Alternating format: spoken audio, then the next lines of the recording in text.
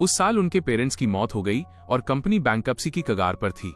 ठीक उस वक्त जब उसकी सिस्टर को उसकी सबसे ज्यादा जरूरत थी, उसने उससे सारे रिश्ते तोड़ लिए। 5 साल बाद उसकी कंपनी पब्लिक हो गई और वो टॉप पर पहुंच गई। वो वेन्स की प्रेसिडेंट बन गई, एक ऐसी शख्सियत जिसे हर कोई सम्मान से देखता था। एक रिपोर्टर ने उससे पूछा कि इतने सालों के बाद आप सबसे ज्यादा शुक्रगुजार किसकी हैं? उसकी आंखें ठंडी थीं और उसके लहजे से नफरत टपक रही थी। वो छोटा भाई जिसने पैसों के लिए मुझे अबैंडन कर दिया। रिपोर्टर ने बात आगे बढ़ाई और पूछा कि तो वो अब कैसा है? प्रेसिडेंट वेन्स के छोटे भाई के लिए देश भर में सर्च ऑपरेशन शुरू किया गया। 10 मिलियन का रिवॉर्ड रखा गया, लेकिन उसे कोई ढूंढ नहीं पाया। उन्हें सिर्फ एक चीज मिली और वो थी उसकी छोड़ी हुई डायरी।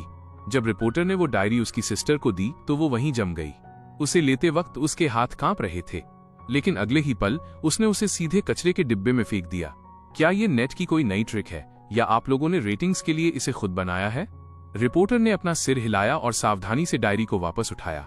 ये वाकई वही डायरी है जो आपका भाई मरने से पहले छोड़ गया था। जहां तक उसकी बॉडी का सवाल है, उसका पहले ही क्रिमेशन किया जा चुका है। चूंकि कोई भी उसे क्लेम करने नहीं आया, इसलिए क्रीमेटोरियम ने ही इसे हैंडल किया। इससे पहले कि रिपोर्टर अपनी बात पूरी कर पाता, उसकी सिस्टर गुस्से में अपने पैरों पर खड़ी हो गई।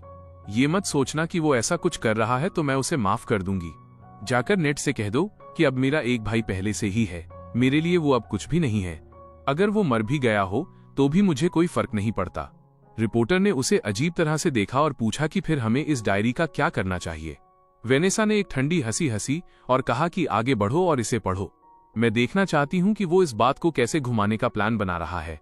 हेलो मिस्टर डायरी, अब से प्लीज मेरा अच्छे से ख्याल रखना। मुझे लगता है कि अब मेरे पास सिर्फ तुम ही बचे हो। चलो मैं तुम्हें एक सीक्रेट बताता हूँ। आज जब मैं अपने परिवार के खरीदे हुए गिफ्ट्स लेकर निकलने की कोशिश कर रहा था तो मेरी सिस्टर ने मुझे पकड़ लिया। मैं कभी उसका सामना भी नहीं करना चाहता था, मैं तो बस बिना शोर किए उस घर से निकल जाना चाहता था। लेकिन वो बहुत अनोइंग थी। उसने मेरा हाथ पकड़ लिया और छोड़ने से मना कर दिया, रोते हुए कहा कि मैं ही उसका आखिरी बचा हुआ परिवार हूँ। एक पल के लिए मेरा दिल कांप गया, लेकिन आखिर में मैंने उसे बहुत ही कोल्ड होकर देखा। अब जब कंपनी डूब चुकी है तो क्या तुम अभी भी मुझे मेरे पसंद के मोटरसाइकिल मॉडल्स दिला सकती हो? मैं पागलों की तरह पैसा खर्च करता हूँ, क्या तुम मुझे रखने का खर्चा भी उठा पाओगी? तुम्हारे साथ रहने और हर एक पैसा बचाने के बजाय मैं किसी ऐसी अमीर औरत को ढूंढ लूं जो मुझे पाल सके। इत्तेफाक से मैं पहले से ही एक ऐसी औरत को जानता हूं। लेकिन मेरी सिस्टर और भी ज्यादा एंग्जाइटी में आ गई।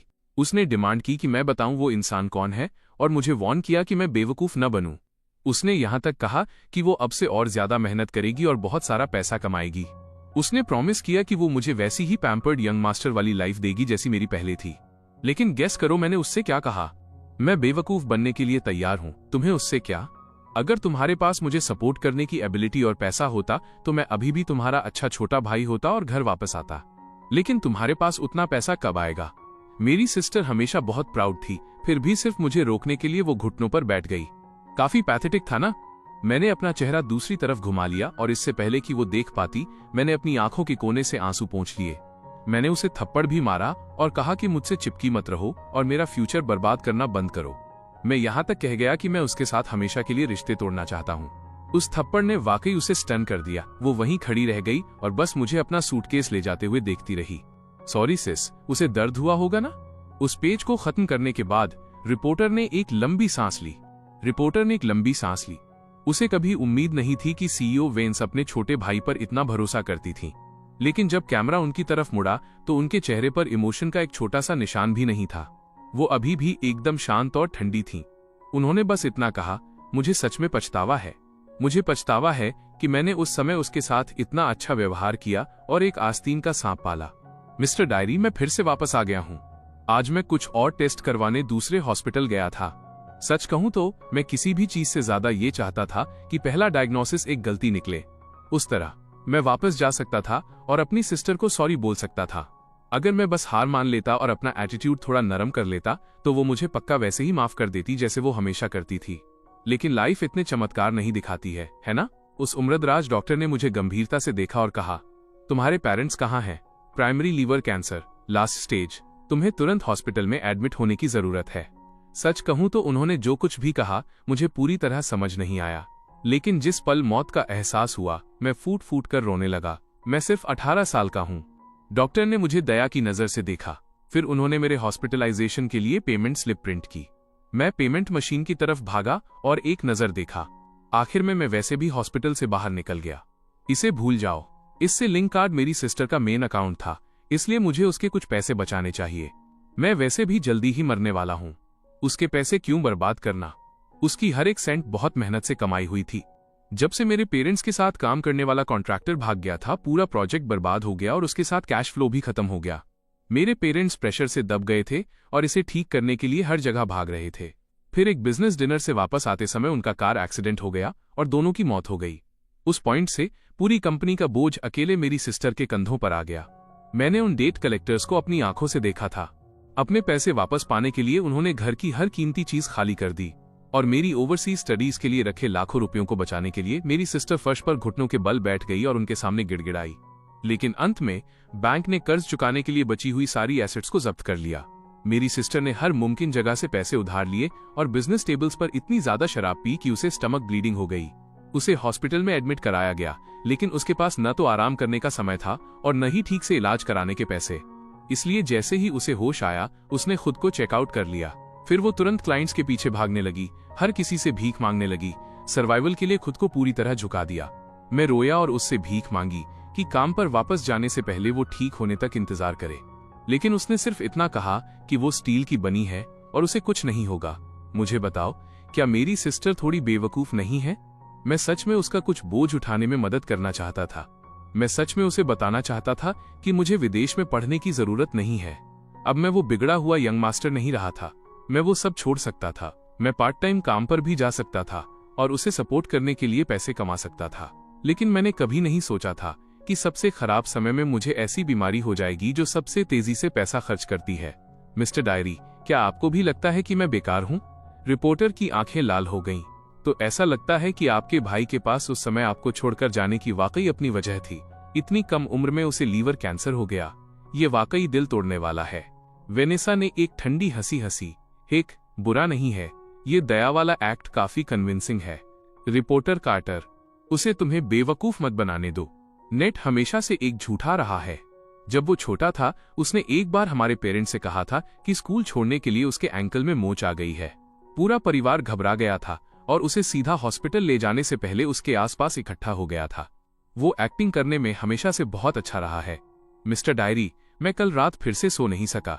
ऐसा नहीं है कि मैं नहीं चाहता था, बस सोने के लिए दर्द बहुत ज्यादा था। बीमारी और भी बदतर होती जा रही है। अगर मैं पेनकिलर्स नहीं खरीदता हूं तो मैं इसे अब और सहन नहीं कर सकता। लेकिन मेरे पास पैसे नहीं हैं और अभी कुछ और भी ज्यादा अर्जेंट है। अगर मैं जल्द ही रेंट पे नहीं करता हूं तो लैंडलॉर्ड मुझे बाहर फेंक देगा। ऐसा लगता है कि मैं सच में उस ब्रिज के नीचे सोने वाले एक्सपीरियंस को जीने वाला हूं, जिसके बारे में मेरी सिस्टर बचपन में मजाक किया करती थी। जब मैं मार्शल आर्ट्स नॉवेल्स पढ़ता था तो मुझे लगता था कि ब्रिज के नीचे सोने वाले हीरोज काफी कूल दिखते हैं। लेकिन अब जब मैं बड़ा हो गया हूं तो मुझे सिर्फ डर महसूस होता है। कंगाल होना डरावना है। इसलिए मैंने मम्मी और पापा द्वारा दिए गए गिफ्ट्स ऑनलाइन सेल पर लगा दिए। वे उन बहुत कम चीजों में से थे जो मेरे पास बची थीं। लेकिन जब भी कोई वाकई उनके बारे में पूछने आता, मैं हमेशा उन्हें मना करने का कोई न कोई बहाना ढूंढ लेता। आखिर में मैं उनसे अलग नहीं हो सका। लेकिन तब तक मैं इतने दर्द में था और इतना भूखा था कि मैं मुश्किल से ही टिक पा रहा था। मैं सच में इसे अब और बर्दाश्त नहीं कर पा रहा था। इसलिए मैंने कार्ड से 500 विड्रॉ किए। सॉरी सिस, मैंने तुम्हारे पैसे फिर से खर्च कर दिए। गरीब होने के बाद मुझे एहसास हुआ कि मेरी पुरानी नखरे वाली खाने की आदतें आखिरकार ठीक हो गई हैं। जब मैं इतना भूखा था कि मैं बेहोश होने वाला था तो मैंने कचरे में फेंका हुआ एक गंदा स्टीम्ड बन भी उठा लिया और उसे खा लिया। सच कहूं तो इसका टेस्ट इतना बुरा भी नहीं था। ऐसा लगता है कि गरीबी वाकई हर बिगड़े हुए अमीर बच्चे की आदत को ठीक कर सकती है। मैं सुपरमार्केट गया और सादे बंस का एक बैग और पानी की एक बोतल खरीदी। फिर मैं हॉस्पिटल गया और कुछ पेनकिलर्स खरीदे। बाकी के पैसे मुझे रेंट के लिए बचाने चाहिए। मेरे टीचर ने मुझे फिर से कॉल किया। उन्होंने मुझे अपनी पढ़ाई पर फोकस करने के लिए कहा और कहा कि मेरे जैसे ग्रेड्स वाले किसी व्यक्ति के लिए अचानक क्लास छोड़ना बहुत बड़ी बर्बादी है। मुझे डर था कि वो मेरी सिस्टर के पास जाएंगे, इसलिए मैंने कहा कि मैं ड्रॉप आउट करना चाहता हूँ। लेकिन आखिर में उन्होंने फिर भी उसे कॉल कर ही दिया। मेरी सिस्टर ने अभी मुझे कॉल किया। उसकी आवाज सख्त और ठंडी थी। मुझे फर्क नहीं पड़ता कि तुमने किस तरह की औरत के साथ रिश्ता जोड़ लिया है, लेकिन तुम्हें उसके लिए अपनी वह पढ़ाई कभी नहीं छोड़नी चाहिए थी जिस पर तुम्हें हमेशा गर्व था।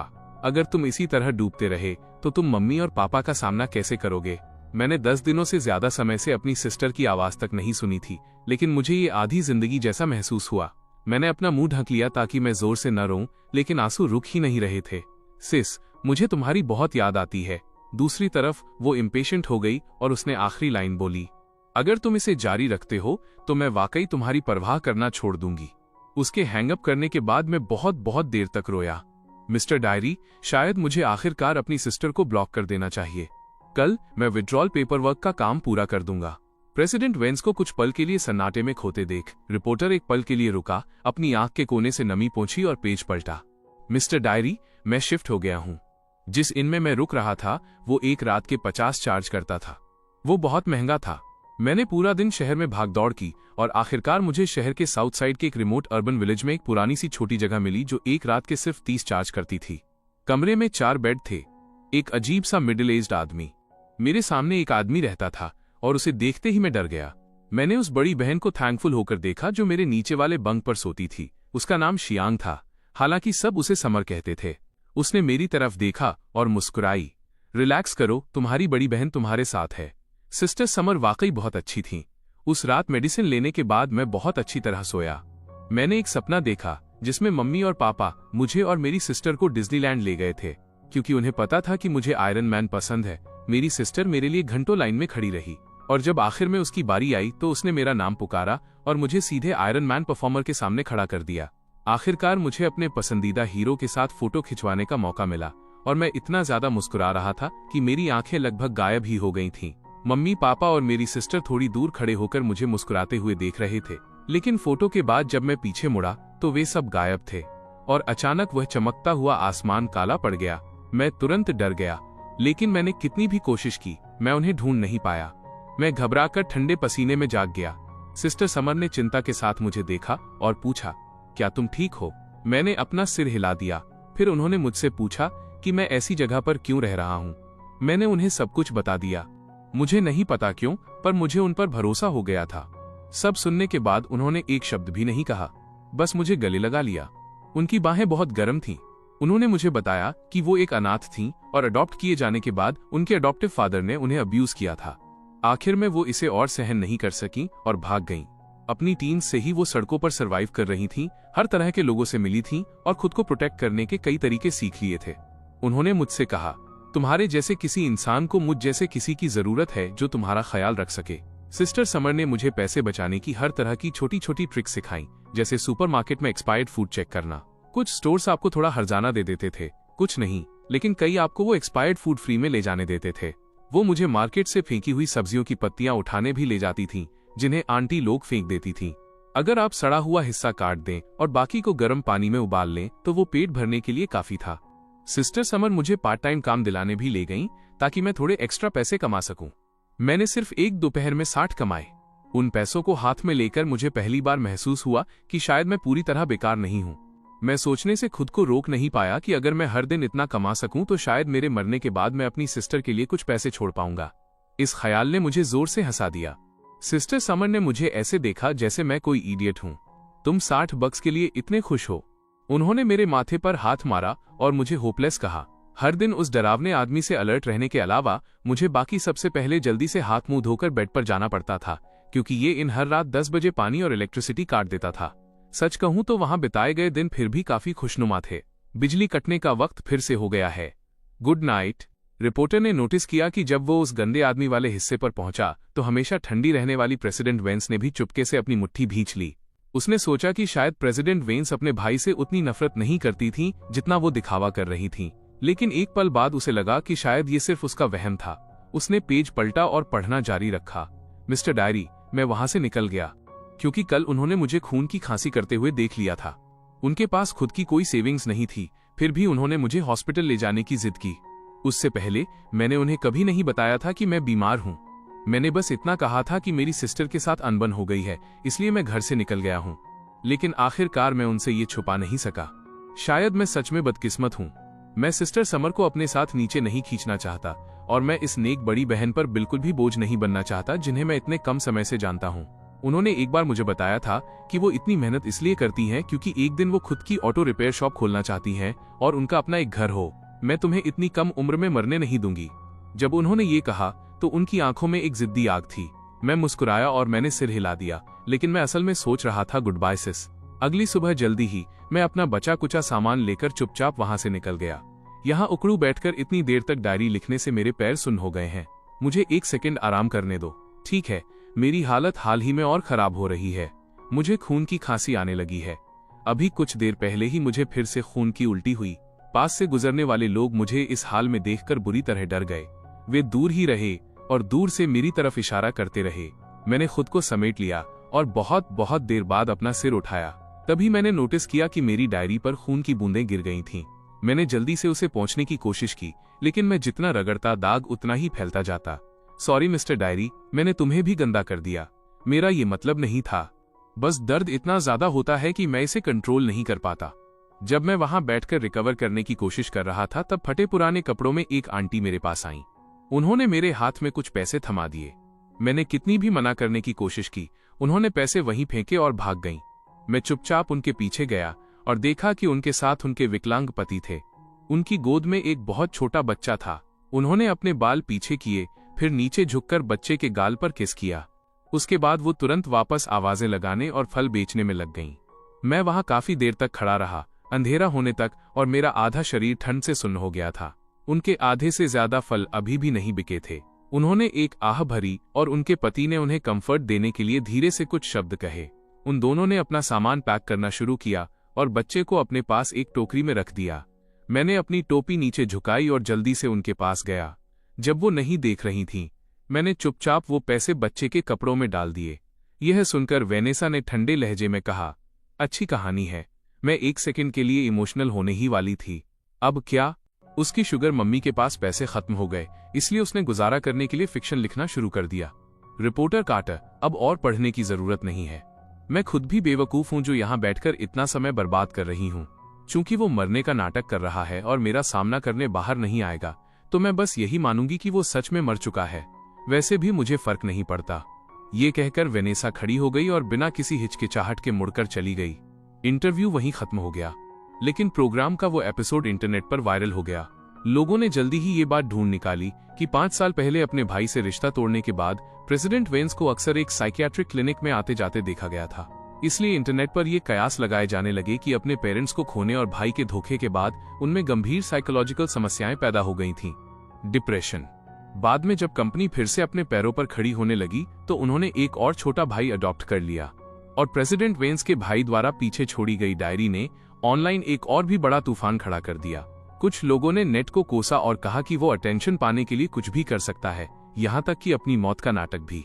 उस समय उसने पैसों के लिए अपनी ही सिस्टर को छोड़ दिया था। उसने कंपनी के कोलैप्स का सामना करने के लिए उसे अकेला छोड़ दिया और उसे एक बहुत बड़ा साइकोलॉजिकल झटका दिया। अब जब उसने देखा कि उसकी सिस्टर इतनी कामयाब हो गई है, तो वो सहानुभूति पाने के लिए पिटी कार्ड खेल रहा था, यहाँ तक कि इस तरह की डायरी भी लिख रहा था। उसकी किस्मत खराब थी। प्रेसिडेंट वेंस का अब पहले से ही एक नया छोटा भाई है, जिसका नाम ह्यूगो है। अफवाहें तो यहाँ तक हैं कि उस लड़के के 18वें बर्थडे के लिए उन्होंने पूरा अम्यूजमेंट पार्क रेंट पर ले लिया था। उन्होंने उसे एक लिमिटेड एडिशन स्पोर्ट्स कार भी गिफ्ट की और उसे इस तरह लाड़ प्यार दिया जैसे वो दुनिया की सबसे कीमती चीज हो। लेकिन कुछ लोग ऐसे भी थे जिन्हें लगा कि इस कहानी में वाकई कुछ और भी हो सकता है। डायरी बहुत रियल लग रही थी और उसमें मौजूद इमोशंस बहुत सच्चे थे। वे इस बात पर यकीन नहीं कर पा रहे थे कि ऐसा कुछ लिखने वाला इंसान वाकई सिर्फ एक लालची गोल्ड डिगर हो सकता है। लोग चाहे किसी भी साइड हों, ऑनलाइन हर कोई ये देखने का इंतजार कर रहा था कि नेट की डायरी की अगली एंट्री क्या रिवील करेगी। रेटिंग्स की खातिर स्टेशन के रिपोर्टर्स ने प्रेसिडेंट वेंस से फिर से कांटेक्ट किया। उन्होंने पूछा कि क्या वो अपने भाई की आखिरी डायरी को पब्लिक करने के लिए सहमत हैं, चाहे वो सच में इस पर यकीन नहीं करती थी या बस उन्हें कोई फर्क नहीं पड़ता था। उनके असिस्टेंट ने रिप्लाई दिया, प्रेसिडेंट वेंस ने कहा है, डायरी पहले ही आपके स्टेशन को सौंपी जा चुकी है, चाहे आप इसे पब्लिश करें या डिस्ट्रॉय, उन्हें कोई ऑब्जेक्शन नहीं है। असिस्टेंट ने एक और बात जोड़ी, प्रेसिडेंट वेंस ने यह साफ कर दिया था कि अब उनका सिर्फ एक ही छोटा भाई है, ह्यूगो। व्यूअर्स के एक हिस्से को ये जानकर बहुत सेटिस्फैक्शन मिला। वे देखना चाहते थे कि क्या नेट अपनी एक्टिंग जारी रख पाएगा, क्योंकि ये साफ था कि उन्हें उसकी बिल्कुल भी परवाह नहीं थी।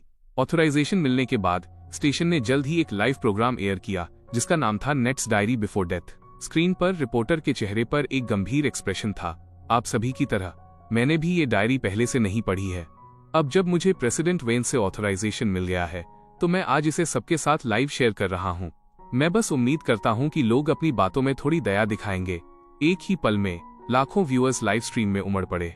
1 मिनट से भी कम समय में ये नंबर 1 मिलियन के पार हो गया और हर कोई रिपोर्टर कार्टर के डायरी खोलने का इंतजार कर रहा था।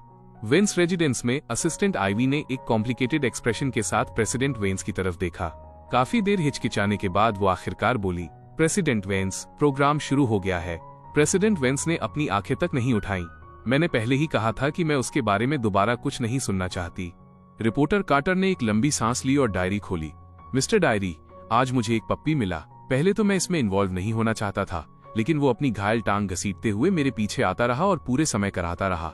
मुझे पता था कि मैं उसका ख्याल रखने की कंडीशन में नहीं हूँ, इसलिए मैंने खुद को आगे बढ़ने के लिए मजबूर किया। लेकिन सिर्फ 2 कदम चलने के बाद मैं पीछे मुड़ गया। जिस पल मैंने उसे उठाया, उस छोटे पीले कुत्ते की आंखें चमक उठीं। वो अपनी जीभ से मेरी हथेली को चाटता रहा। मैंने एक आह भरी। उसने पक्का मुझे पहचान लिया होगा और समझ गया होगा कि मैं बहुत सॉफ्ट हार्टेड हूँ। मैंने उसका नाम एवर रखा। मैंने बस यही उम्मीद की कि वो लकी होगा और लंबी उम्र जिएगा, मेरी तरह शॉर्ट लिव्ड नहीं होगा। मैं उसे एक पेट हॉस्पिटल ले गया और अकेले एग्जामिनेशन फीस ने ही मेरा वॉलेट खाली कर दिया। इसके बाद सर्जरी में 2000 और खर्च होने थे। अगर उसका ऑपरेशन नहीं हुआ तो वो मर जाएगा। एवर को अपनी बाहों में थामे हुए मैंने डॉक्टर से सावधानी से भीख मांगी। क्या मैं उसे सर्जरी के लिए कुछ दिनों में वापस ला सकता हूँ? मेरे पास अभी पैसे नहीं हैं, लेकिन डॉक्टर ने कहा कि अब और देरी नहीं की जा सकती। कल आखिरी मौका था। मैं एवर को पेट हॉस्पिटल से बाहर ले आया और एक सड़क के कोने पर खाली दिमाग से बैठ गया। मैंने उससे धीरे से कहा, तुम बहुत डम्ब हो। दुनिया के सभी अमीर लोगों में से तुम्हें मुझ जैसे किसी को चुनना था, एक मरता हुआ आदमी। और ये सबसे बुरा हिस्सा भी नहीं है, मैं कंगाल भी हूं। मैं तुम्हारे लिए 2000 कहां से लाऊंगा? पप्पी मेरी एक बात भी नहीं समझ सका। वो बस खुशी से अपनी पूंछ हिलाता रहा, जैसे इस बात का जश्न मना रहा हो कि आखिरकार उसे एक घर मिल गया है। उसे देखकर मेरी आंखें फिर से भर आईं। कोई और रास्ता न पाकर मैं एक एटीएम के पास गया और हिचकिचाते हुए 2000 विड्रॉ करना चाहता था। सिस, इसे आखिरी बार रहने दो कि मैं तुम्हारे पैसे खर्च कर रहा हूं। लेकिन जिसकी मुझे कभी उम्मीद नहीं थी वो ये था कि मेरी सिस्टर ने पहले ही मेरा सेकेंडरी कार्ड फ्रीज कर दिया था। मेरा दिल बैठ गया। फिर सोचा, मैं ही तो था जिसने कहा था कि मैं उससे सारे रिश्ते तोड़ना चाहता हूं। उसके पास मुझे पैसे देते रहने का कोई कारण नहीं था। मैंने कभी नहीं सोचा था कि मैं अपनी सिस्टर से दोबारा कांटेक्ट करूंगा, लेकिन इस बार मेरे पास कोई विकल्प नहीं था।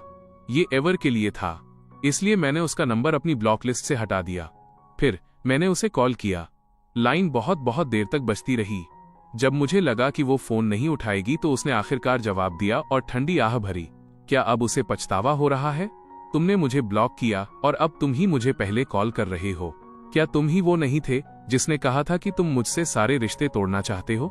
या क्या तुम्हारे पास अब पैसे खत्म हो गए हैं? जिस पल मेरी सिस्टर बोली, मेरे तैयार किए गए सारे शब्द मेरे गले में ही अटक गए।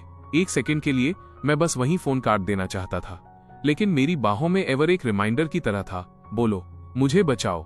एक पल की खामोशी के बाद मेरी सिस्टर ने फिर से ठंडेपन से मुझसे सवाल किया, तुमने इतने समय तक मुझसे कांटेक्ट नहीं किया। तुम्हें इस बात की परवाह नहीं थी कि तुम्हारी सिस्टर ठीक से खा रही है, ठीक से सो रही है, या वो तुम्हें याद कर रही है या नहीं। तुमने मुझे सिर्फ पैसे मांगने के लिए कॉल किया, है ना? मैंने अपने होंठ को जोर से काट लिया। मेरे गले से एक नमकीन मेटालिक स्वाद उठा और मैंने उसे वापस नीचे धकेल दिया। अंत में मैंने मैकेनिकली जवाब दिया, हाँ। लाइन के दूसरी तरफ मेरी सिस्टर की आवाज रुंध गई। तो तुम्हें पैसे चाहिए? ठीक है, मैं तुम्हें सब दे दूंगी। क्या तुम अब संतुष्ट हो? मुझे तुमसे कभी कोई उम्मीद नहीं रखनी चाहिए थी। नेट, तुम्हारे पास वाकई दिल नहीं है। आज से तुम्हारी सिस्टर के तौर पर मैं तुमसे सारे रिश्ते तोड़ रही हूँ। जिस पल उसने फोन काटा, मैं आखिरकार खुद को रोक नहीं पाया। मैं एवर को गोद में लेकर नीचे झुक गया और उल्टी कर दी। खून, बहुत सारा खून, लेकिन अंधेरी जमीन पर किसी तरह ये मुश्किल से ही दिखाई दे रहा था। एवर बुरी तरह डरा हुआ लग रहा था और बिना रुके रो रहा था। वो बार बार मेरा चेहरा चाटता रहा। मैंने हाथ बढ़ाया और उसे शांत करने के लिए धीरे से सहलाया। दर्द हो रहा था, लेकिन एक पॉइंट के बाद दर्द भी सुन्न होने लगता है। बस मेरे शरीर की तुलना में मेरे दिल में ज्यादा दर्द हो रहा था। जब मैंने वापस अपने फोन की ओर देखा तो मैंने देखा कि मेरी सिस्टर ने मुझे 20,000 ट्रांसफर कर दिए थे। जब मैंने उसे एक्स्ट्रा पैसे वापस भेजने की कोशिश की तो मुझे एहसास हुआ कि उसने मुझे पहले ही ब्लॉक कर दिया है। मैंने एवर को पकड़ा और बहुत देर तक रोया। मैं तब जान गया था, मेरी सिस्टर ने वाकई इस बार मुझे हमेशा के लिए अबैंडन कर दिया था। उस समय मैं चाहता था कि वो मुझे भूल जाए और मुझसे पूरी तरह नाता तोड़ ले, लेकिन अब जब उसने वाकई ऐसा कर दिया था, जब उसने ऐसा किया तो मैं इतने दर्द में था कि मुश्किल से सांस ले पा रहा था। एवर अब मेरा कोई घर नहीं रहा। कमेंट्स पागलों की तरह आने लगे। ये इतना क्रूर क्यों है? भले ही ये लड़का अपनी मौत का नाटक कर रहा हो, पर यह कहानी बहुत ज्यादा दिल तोड़ने वाली है। मैं पहले ही रो रहा हूं। जल्दी करो और पढ़ना जारी रखो। एवर का क्या हुआ? एक पप्पी बोल नहीं सकता। वह सिर्फ इतना जानता है कि आखिरकार एक घर मिलने का जश्न कैसे मनाया जाता है। उस लाइन ने मुझे बर्बाद कर दिया। लाइव स्ट्रीम में अभी भी कुछ लोग थे जो नेट को एक्टिंग करने, सहानुभूति बटोरने और विक्टिम कार्ड खेलने के लिए कोस रहे थे, लेकिन पहले की तुलना में वे अब केवल एक छोटी सी माइनॉरिटी रह गए थे। अब इस पॉइंट पर हर कोई वास्तव में जिसकी परवाह कर रहा था वो ये था कि क्या एवर सुरक्षित था। अर्जेंट कमेंट्स की बाढ़ के बीच रिपोर्टर कार्टर ने अपने इमोशंस को संभाला और पेज पलटा। मिस्टर डायरी, लंबे समय बाद मिले। यहाँ कुछ अच्छी खबर है। एवर की सर्जरी हो गई और अब वो हेल्दी है। बस एक ही प्रॉब्लम है कि वो बहुत ज्यादा क्लिंगी डॉग बन गया है। मैं जहां भी जाता हूं वो पीछे पीछे आता है। यहां तक कि जब मैं सोता हूं तो वो मेरे पैरों के पास दुबक कर सोने की जिद करता है। लेकिन एक बुरी खबर भी है, मेरी बीमारी और खराब हो गई है। मुझे नहीं पता कि मैं और कितने समय तक जी पाऊंगा। शायद मेरे पास 1 महीना भी नहीं बचा है। अब जब भी मैं भारी मात्रा में पेनकिलर्स खरीदने फार्मेसी जाता हूं तो क्लर्क हमेशा मुझे शक की नजर से देखते हैं, जैसे उन्हें लगता हो कि मैं किसी तरह का एडिक्ट हूं। किस्मत से मेरे पास अभी भी मेरे डायग्नोसिस पेपर्स हैं। अगर मैं काफी देर तक मिन्नतें करूं तो वे अक्सर आखिर में नरम पड़ जाते हैं और मुझे दवाइयां बेच देते हैं। लेकिन पेन किलर्स अब कम से कम असर कर रहे हैं।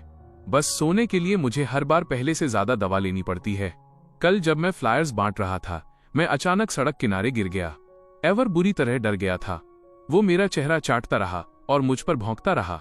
आखिर में किसी दयालु राहगीर ने नोटिस किया और मुझे हॉस्पिटल भेजा, यहाँ तक कि मेरे लिए कुछ पैसे भी दिए। मैंने दुख के साथ हिसाब लगाया। न केवल मुझे उस पार्ट टाइम जॉब के पैसे नहीं मिले, बल्कि मेरे हाथ से काफी ज्यादा पैसे चले गए। डॉक्टर ने कहा, तुम्हें तुरंत हॉस्पिटल में एडमिट होने की जरूरत है और तुम्हारे परिवार को तुरंत इन्फॉर्म करना होगा। अगर ये इसी तरह चलता रहा तो बहुत जल्द तुम।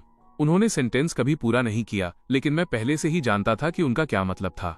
मैंने उन्हें कुछ दिखावटी जवाबों के साथ टाल दिया और जल्दी से हॉस्पिटल से बाहर निकल गया। हॉस्पिटलाइजेशन? बिल्कुल नहीं, इसमें बहुत ज्यादा खर्चा आता है। लेकिन जब मैं हॉस्पिटल के एंट्रेंस पर पहुंचा तो मैंने एवर को वहां पाया। मुझे देखते ही वो सीधे मेरी तरफ दौड़ा। लेकिन उस रात मैं अभी भी इतने दर्द में था कि करवटें बदलता रहा, सो नहीं सका। एवर ने नोटिस किया कि मुझे कितना दर्द हो रहा था। वो घबरा गया था, लेकिन वो कुछ कर नहीं सकता था, इसलिए वो बस मुझसे कसकर चिपक गया। फिर वो बार बार मुझे ऐसे चाटने लगा जैसे वो रोने वाला हो। मैंने उसे कंफर्ट देने के लिए कमजोरी से अपना हाथ उठाया और कहा कि सब ठीक है। लेकिन अगले ही पल मैं खुद को रोक नहीं पाया और बाहर भागकर टॉयलेट में उल्टी कर दी। ऐसा लगा जैसे मैं अपने अंदर का सब कुछ बाहर निकाल दूंगा। मुझे नहीं पता कितना समय बीत गया। मैंने तब तक उल्टी की जब तक मेरी आंखों के सामने अंधेरा नहीं छा गया। बाद में जब मुझे होश आया तो एवर मुझे चाट रहा था। मैंने शीशे में देखा और खुद को ही डरा दिया। मैं बहुत बदसूरत लग रहा हूँ।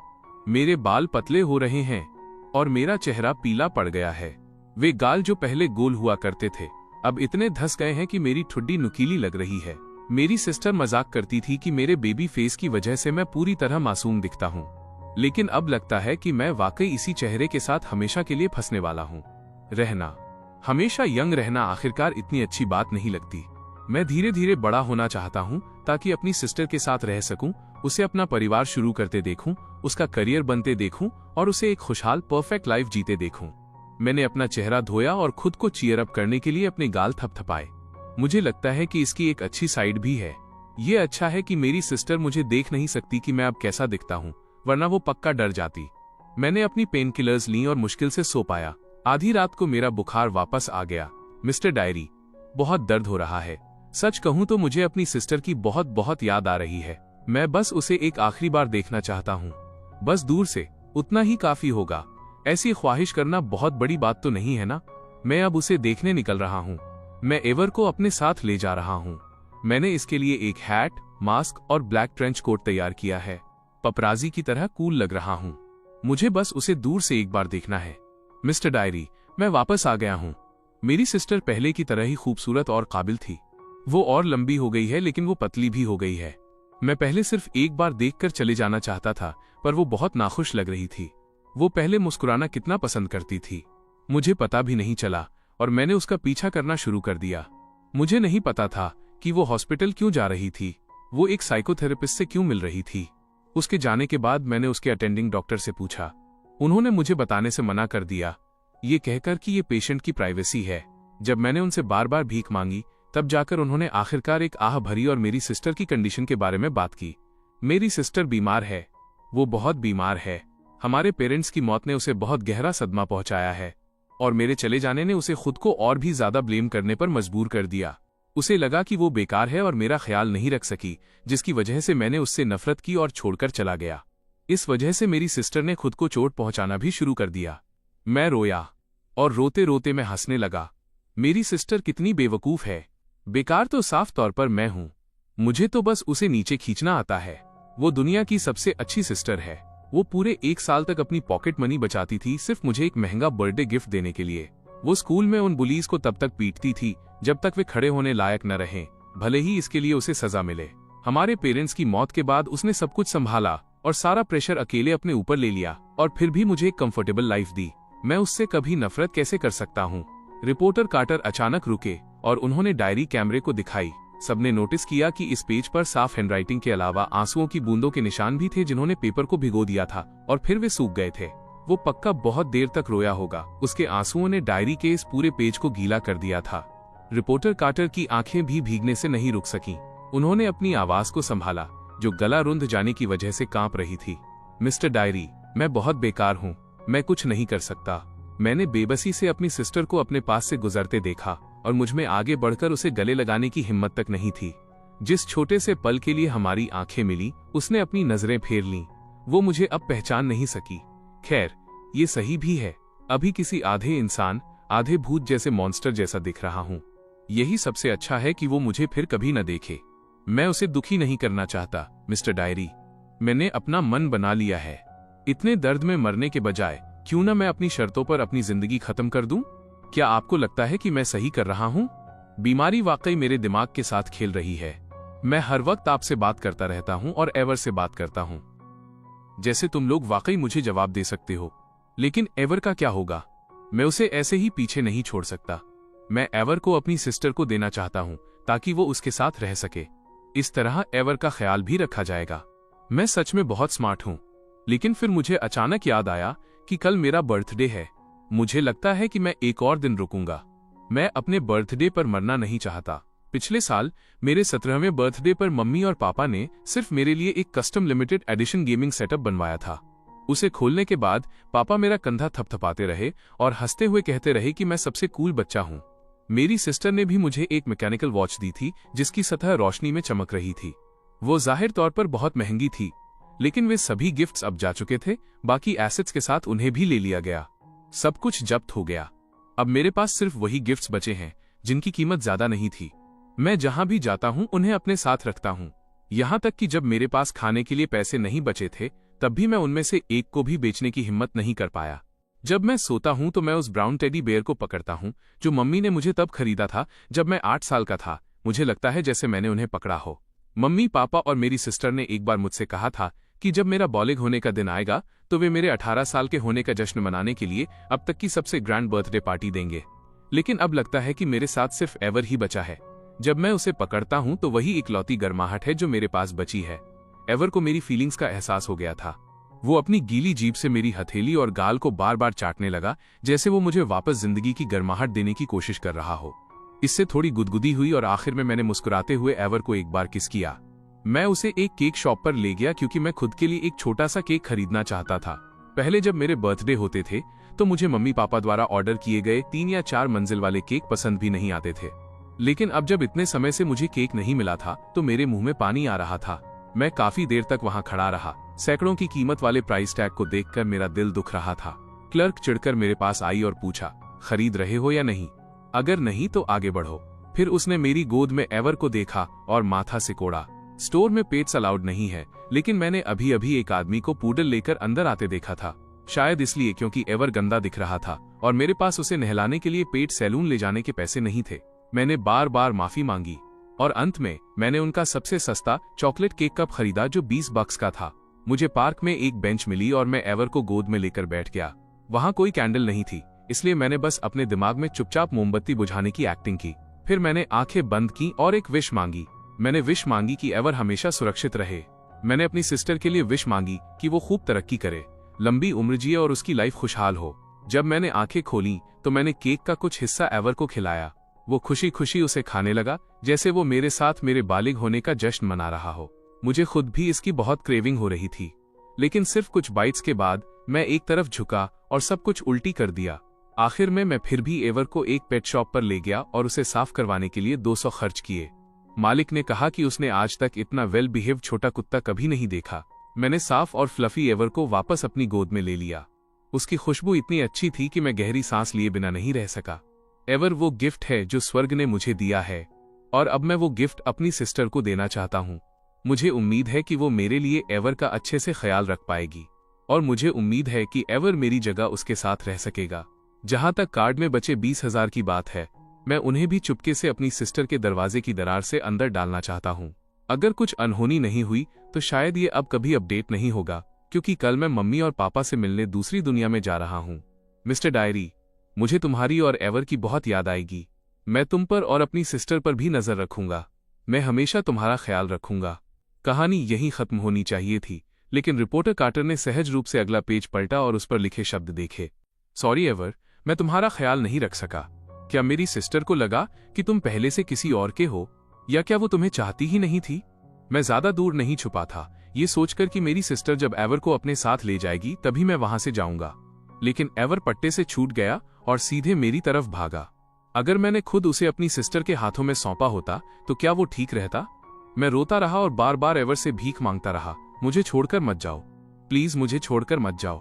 लेकिन उसने फिर भी अपना सिर उठाने की कोशिश की, एक हल्की सी आवाज निकाली, मेरा चेहरा चाटा और फिर अपनी आंखें बंद कर ली। मैंने एवर को अपनी बाहों में लिया और उसके लिए धीरे से गाना गाया, little puppy open up the door. लेकिन मुझे पता भी नहीं चला और मैं बहुत जोर से रोने लगा। मेरा चेहरा आंसुओं से भीग गया था। मैंने एवर को मम्मी और पापा की कब्र के बगल में छोटी सी ढलान पर दफना दिया। आज रात चांद पूरा नहीं है, लेकिन चमक रहा है। लगता है कि मैं 15 तारीख तक नहीं टिक पाऊंगा। एवर, थोड़ा धीरे दौड़ना, मैं अब तुम्हें ढूंढने आ रहा हूं। और मम्मी पापा सिस, गुड बाय। जब तक रिपोर्टर कार्टर ने डायरी पढ़ना खत्म किया, उनकी आंखें आंसुओं से भर चुकी थीं। लाइव स्ट्रीम के कमेंट्स तुरंत फट पड़े। तुम्हारा क्या मतलब है कि एवर मर गया, नेट भी मर गया? ये बहुत क्रूर है। लड़के का मरना एक बात है, लेकिन कुत्ते को क्यों मारा? उस पप्पी ने क्या गलत किया था? एवर बहुत बेचारा है। मुझे कुत्ते वाली कहानी से दुखी मत करो। तो क्या नेट वाकई मर गया है या नहीं? क्या ये सिर्फ शो के लिए है? क्या कोई मुझे बता सकता है? धीमी आवाज में रिपोर्टर कार्टर ने जवाब दिया। उस समय के ऑफिशियल पुलिस रिकॉर्ड्स और हमारी अपनी इन्वेस्टिगेशन के मुताबिक नेट की वाकई 5 साल पहले मौत हो गई थी। ये कोई पब्लिसिटी स्टंट नहीं है और ये कोई झूठी मौत नहीं है। कृपया मरने वाले के लिए कुछ सम्मान दिखाएं। जहां तक इस डायरी का सवाल है, हम इसे सुरक्षित रखेंगे। हम आगे किसी भी सवाल का जवाब नहीं देंगे। Thank you. इसके साथ ही रिपोर्टर कार्टर ने मौके पर ही लाइव स्ट्रीम खत्म कर दी। लेकिन इंटरनेट की जिज्ञासा शांत होने से बहुत दूर थी, इसलिए लोगों ने तुरंत प्रेसिडेंट वेंस के सोशल मीडिया पर प्राइवेट मैसेज की बाढ़ ला दी। उनका कमेंट सेक्शन रिप्लाई की आंधी के नीचे दब गया था। सर्च वॉल्यूम इतना ज्यादा हो गया कि इससे जुड़े टॉपिक्स सीधे ट्रेंडिंग लिस्ट में आ गए। प्रेसिडेंट वेंस का भाई नेट मर चुका है। क्या नेट की डायरी वाकई सच थी? उसी समय डायरी में जिक्र की गई औरत समर ने ऑनलाइन एक पोस्ट किया। क्या नेट वाकई मर गया है? मुझे माफ करना। बिना गुड बाय कहे उसके गायब होने के बाद मैंने उसे बहुत समय तक ढूंढा, लेकिन वो कभी नहीं मिला। मैंने उसे निराश किया। अगर मैं उसे पहले हॉस्पिटल ले गई होती तो वो इतनी जल्दी हमें छोड़कर नहीं जाता और उसे इतना दर्द नहीं सहना पड़ता। पहले तो ज्यादातर लोगों को समर की बात पर शक हुआ, लेकिन फिर उसने उन दोनों की एक साथ फोटो पोस्ट की। उसमें मुस्कुराता हुआ वो यंग लड़का लगभग दिख रहा था, उसी फोटो के जैसा जो पहले से ही ऑनलाइन वायरल हो चुका था। और तभी लोगों को आखिरकार उस पर यकीन हुआ। एक ही पल में इंटरनेट पूरी तरह टूट गया। आखिरकार हर किसी ने मान लिया कि डायरी असली थी। पूरा इंटरनेट नेट और एवर के लिए शोक मनाने लगा। एक के बाद एक ट्रेंडिंग टॉपिक्स ऑनलाइन फटने लगे। नेट, एवर, हम तुम्हें घर वापस ला रहे हैं। नेट, एवर, क्या तुम ठीक हो? दूसरी दुनिया में पब्लिक रिएक्शन का ये तूफान आखिरकार प्रेसिडेंट वेंस की असिस्टेंट तक पहुंच गया। वो काफी देर तक अपने फोन को देखती रही। बार बार हिचकिचाने के बाद वो आखिरकार बोली, प्रेसिडेंट वेंस, 5 साल पहले क्या आपने कभी कोई कुत्ता देखा था?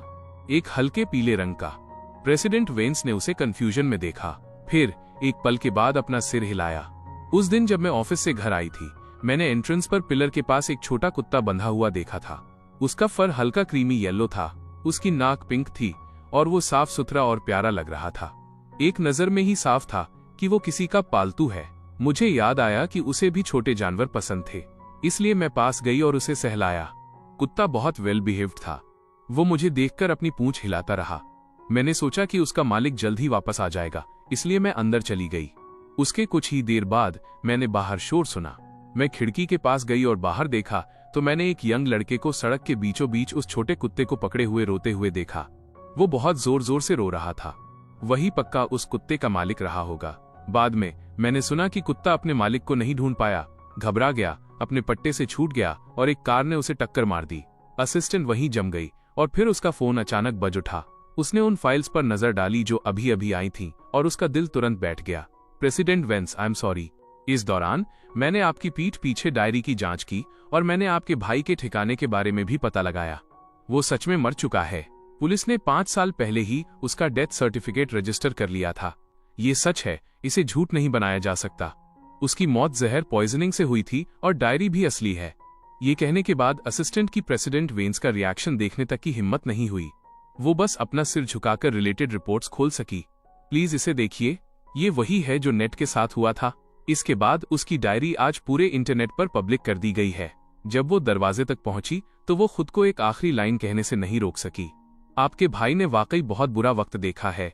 प्रेसिडेंट वेंस के ऑफिस से बाहर निकलने के बाद आइवी ने धीरे से दरवाजा बंद कर दिया। जैसे ही वो क्लिक की आवाज हुई, ऐसा लगा जैसे पूरी दुनिया बाहर ही सील हो गई हो। ऑफिस के अंदर अब सिर्फ वेनेसा बची थी और उसके हाथों में वो इन्वेस्टिगेशन फाइल थी जो उसे कुचलने के लिए काफी थी। हवा जैसे जमसी गई थी। वो ठंडापन और शांति जो उसने खुद को बनाए रखने के लिए मजबूर किया था, एक ही पल में फटे हुए बैलून की तरह ढह गई। उसमें तुरंत फाइल खोलने तक की हिम्मत नहीं थी। उसकी बर्फीली उंगलियां सिर्फ पेपर के खुरदरे किनारों को छू रही थीं। लेकिन उसके दिमाग में इंटरव्यू के सीन अनकंट्रोल तरीके से फ्लैशबैक हो रहे थे।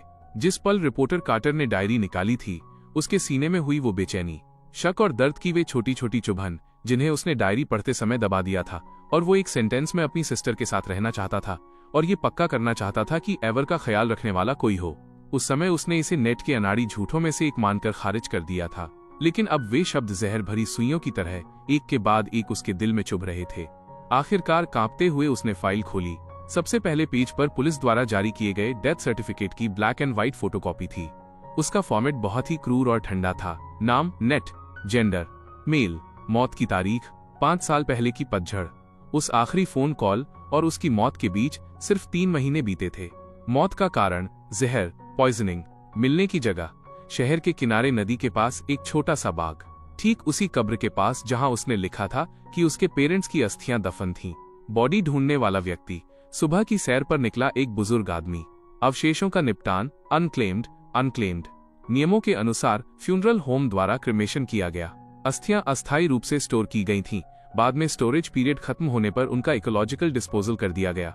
हर एक शब्द उसके दिल पर चलती हुई किसी कुंद आरी की तरह महसूस हो रहा था और उस अनक्लेम्ड शब्द ने उसके चेहरे पर एक असली तमाचे की तरह वार किया। वो उस समय क्या कर रही थी? धोखे के गुस्से और दर्द में डूबी हुई। शायद किसी साइकियाट्रिक क्लिनिक में बैठकर इलाज करवा रही थी। शायद किसी बैंक्वेट में जबरदस्ती मुस्कुरा रही थी। शायद एक बार भी सच में ये चेक नहीं किया कि क्या वो इस दुनिया में कहीं जिंदा है। उन पेजेस के पीछे कुछ सीन फोटोज की फोटोकॉपी थी। रेजोल्यूशन कम था, लेकिन सच दिखाने के लिए काफी साफ था।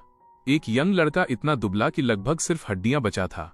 वो शांति से एक पेड़ के तने के सहारे टिका हुआ था और वही ब्लैक कोट पहने था जिसका जिक्र डायरी में था। उसकी हैट ने उसके चेहरे का ज्यादातर हिस्सा ढक रखा था और उसके पैरों के पास दवा की खाली बोतलें और स्लीपिंग पिल्स के पत्ते बिखरे हुए थे। अपनी बाहों में वो एक पुराना ब्राउन टेडी बियर दबोचे हुए था।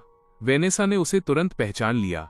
ये वही बर्थडे गिफ्ट था जो उनकी मम्मी ने उसे तब दिया था जब वो 8 साल का हुआ था। उसने कभी नहीं सोचा था कि वो इसे पूरे समय अपने साथ रखे हुए था। एक और फोटो उस जगह की थी जहां डायरी मिली थी। वो ठीक उसके बगल में पड़ी थी, सावधानी से एक प्लास्टिक बैग में लिपटी हुई, जैसे उसे डर हो कि ओस उसे भिगो न दे। बिल्कुल आखिरी समय में भी वो उस इकलौती डायरी को प्रोटेक्ट करने की कोशिश कर रहा था जो उसकी बातें सुनती थी। वेनेसा की सांसें उखड़ने लगीं और एक पल में उसकी नजरें धुंधली हो गईं। उसने अपना हाथ अपने मुंह पर रखा, लेकिन फिर भी वो खुद को रोक नहीं सकी। उसके सीने की गहराई से एक टूटी हुई सिसकी निकली। वे आंसू जिन्हें उसे लगा था कि वो बहुत पहले ही बहा चुकी है, आखिरकार सारे बांध तोड़कर बाहर निकल आए और पिघले हुए पानी की तरह उसके चेहरे पर बहने लगे। नेट, मेरा नेट, वो दबी हुई आवाज में फुसफुसाई। उसकी आवाज इतनी खराब हो गई थी कि वो खुद भी उसे मुश्किल से पहचान पा रही थी। वह कोई दया पाने वाला नाटक नहीं था, वो कोई बनावटी कहानी नहीं थी। नेट वाकई बीमार था, वो वाकई गरीबी में गिर गया था और अपनी जिंदगी के आखिरी दौर में उसने बीमारी के टॉर्चर और दुनिया की क्रूरता और बेरुखी को बिल्कुल अकेले सहन किया था। और तब भी वो इंसान जिसके बारे में वो सोचना बंद नहीं कर पा रहा था, वो अभी भी वही थी, वो बहन जो उसे निराश कर चुकी थी। उसने वे सारी भयानक बातें जानबूझकर कही थी, सबसे क्रूर शब्दों का इस्तेमाल करके उसे खुद से दूर किया था। इसलिए नहीं कि वो उससे प्यार नहीं करता था, बल्कि इसलिए क्योंकि वो उससे बहुत ज्यादा प्यार करता था। उसने खुद पर सारा ब्लेम और सारा दर्द लेना बेहतर समझा, बजाय इसके कि वो उस पर बोझ बने। और उसका क्या? उसने क्या किया था? उसने उसकी एक्टिंग पर यकीन कर लिया था। उसने पूरे 5 साल तक उससे नफरत की थी, और ये जानने के बाद भी कि वो मर चुका है, वो अभी भी। उसने अपने ही मुंह से कहा था, चाहे वो मर भी गया हो, मुझे कोई फर्क नहीं पड़ता। उसने एक नया छोटा भाई अडॉप्ट कर लिया था ताकि उस खालीपन को भर सके जो नेट छोड़ गया था। लेकिन शुरू से अंत तक उसने कभी उस इरादे को समझने की कोशिश नहीं की जिसके साथ वो गया था। पछतावे और गिल्ट की एक लहर ने उसे पूरी तरह निगल लिया।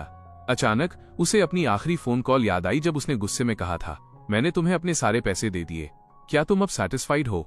मुझे तुमसे कभी कोई उम्मीद नहीं रखनी चाहिए थी नेट, तुम्हारे पास वाकई दिल नहीं है। फिर उसने बेरहमी से फोन काट दिया था और अपने हाथों से उसे ब्लॉक कर दिया था। जब नेट ने वे शब्द सुने होंगे तो उसे कितना दर्द हुआ होगा। क्या उसके बाद उसे फिर से खून की उल्टी हुई होगी? क्या उसने एवर नाम के उस छोटे कुत्ते को पकड़कर तब तक रोया होगा जब तक कि वो पूरी तरह टूट नहीं गया? वो दर्द जिसे उसने बहुत समय से दबा रखा था, आखिरकार उसके गले से एक चीख बनकर बाहर निकला।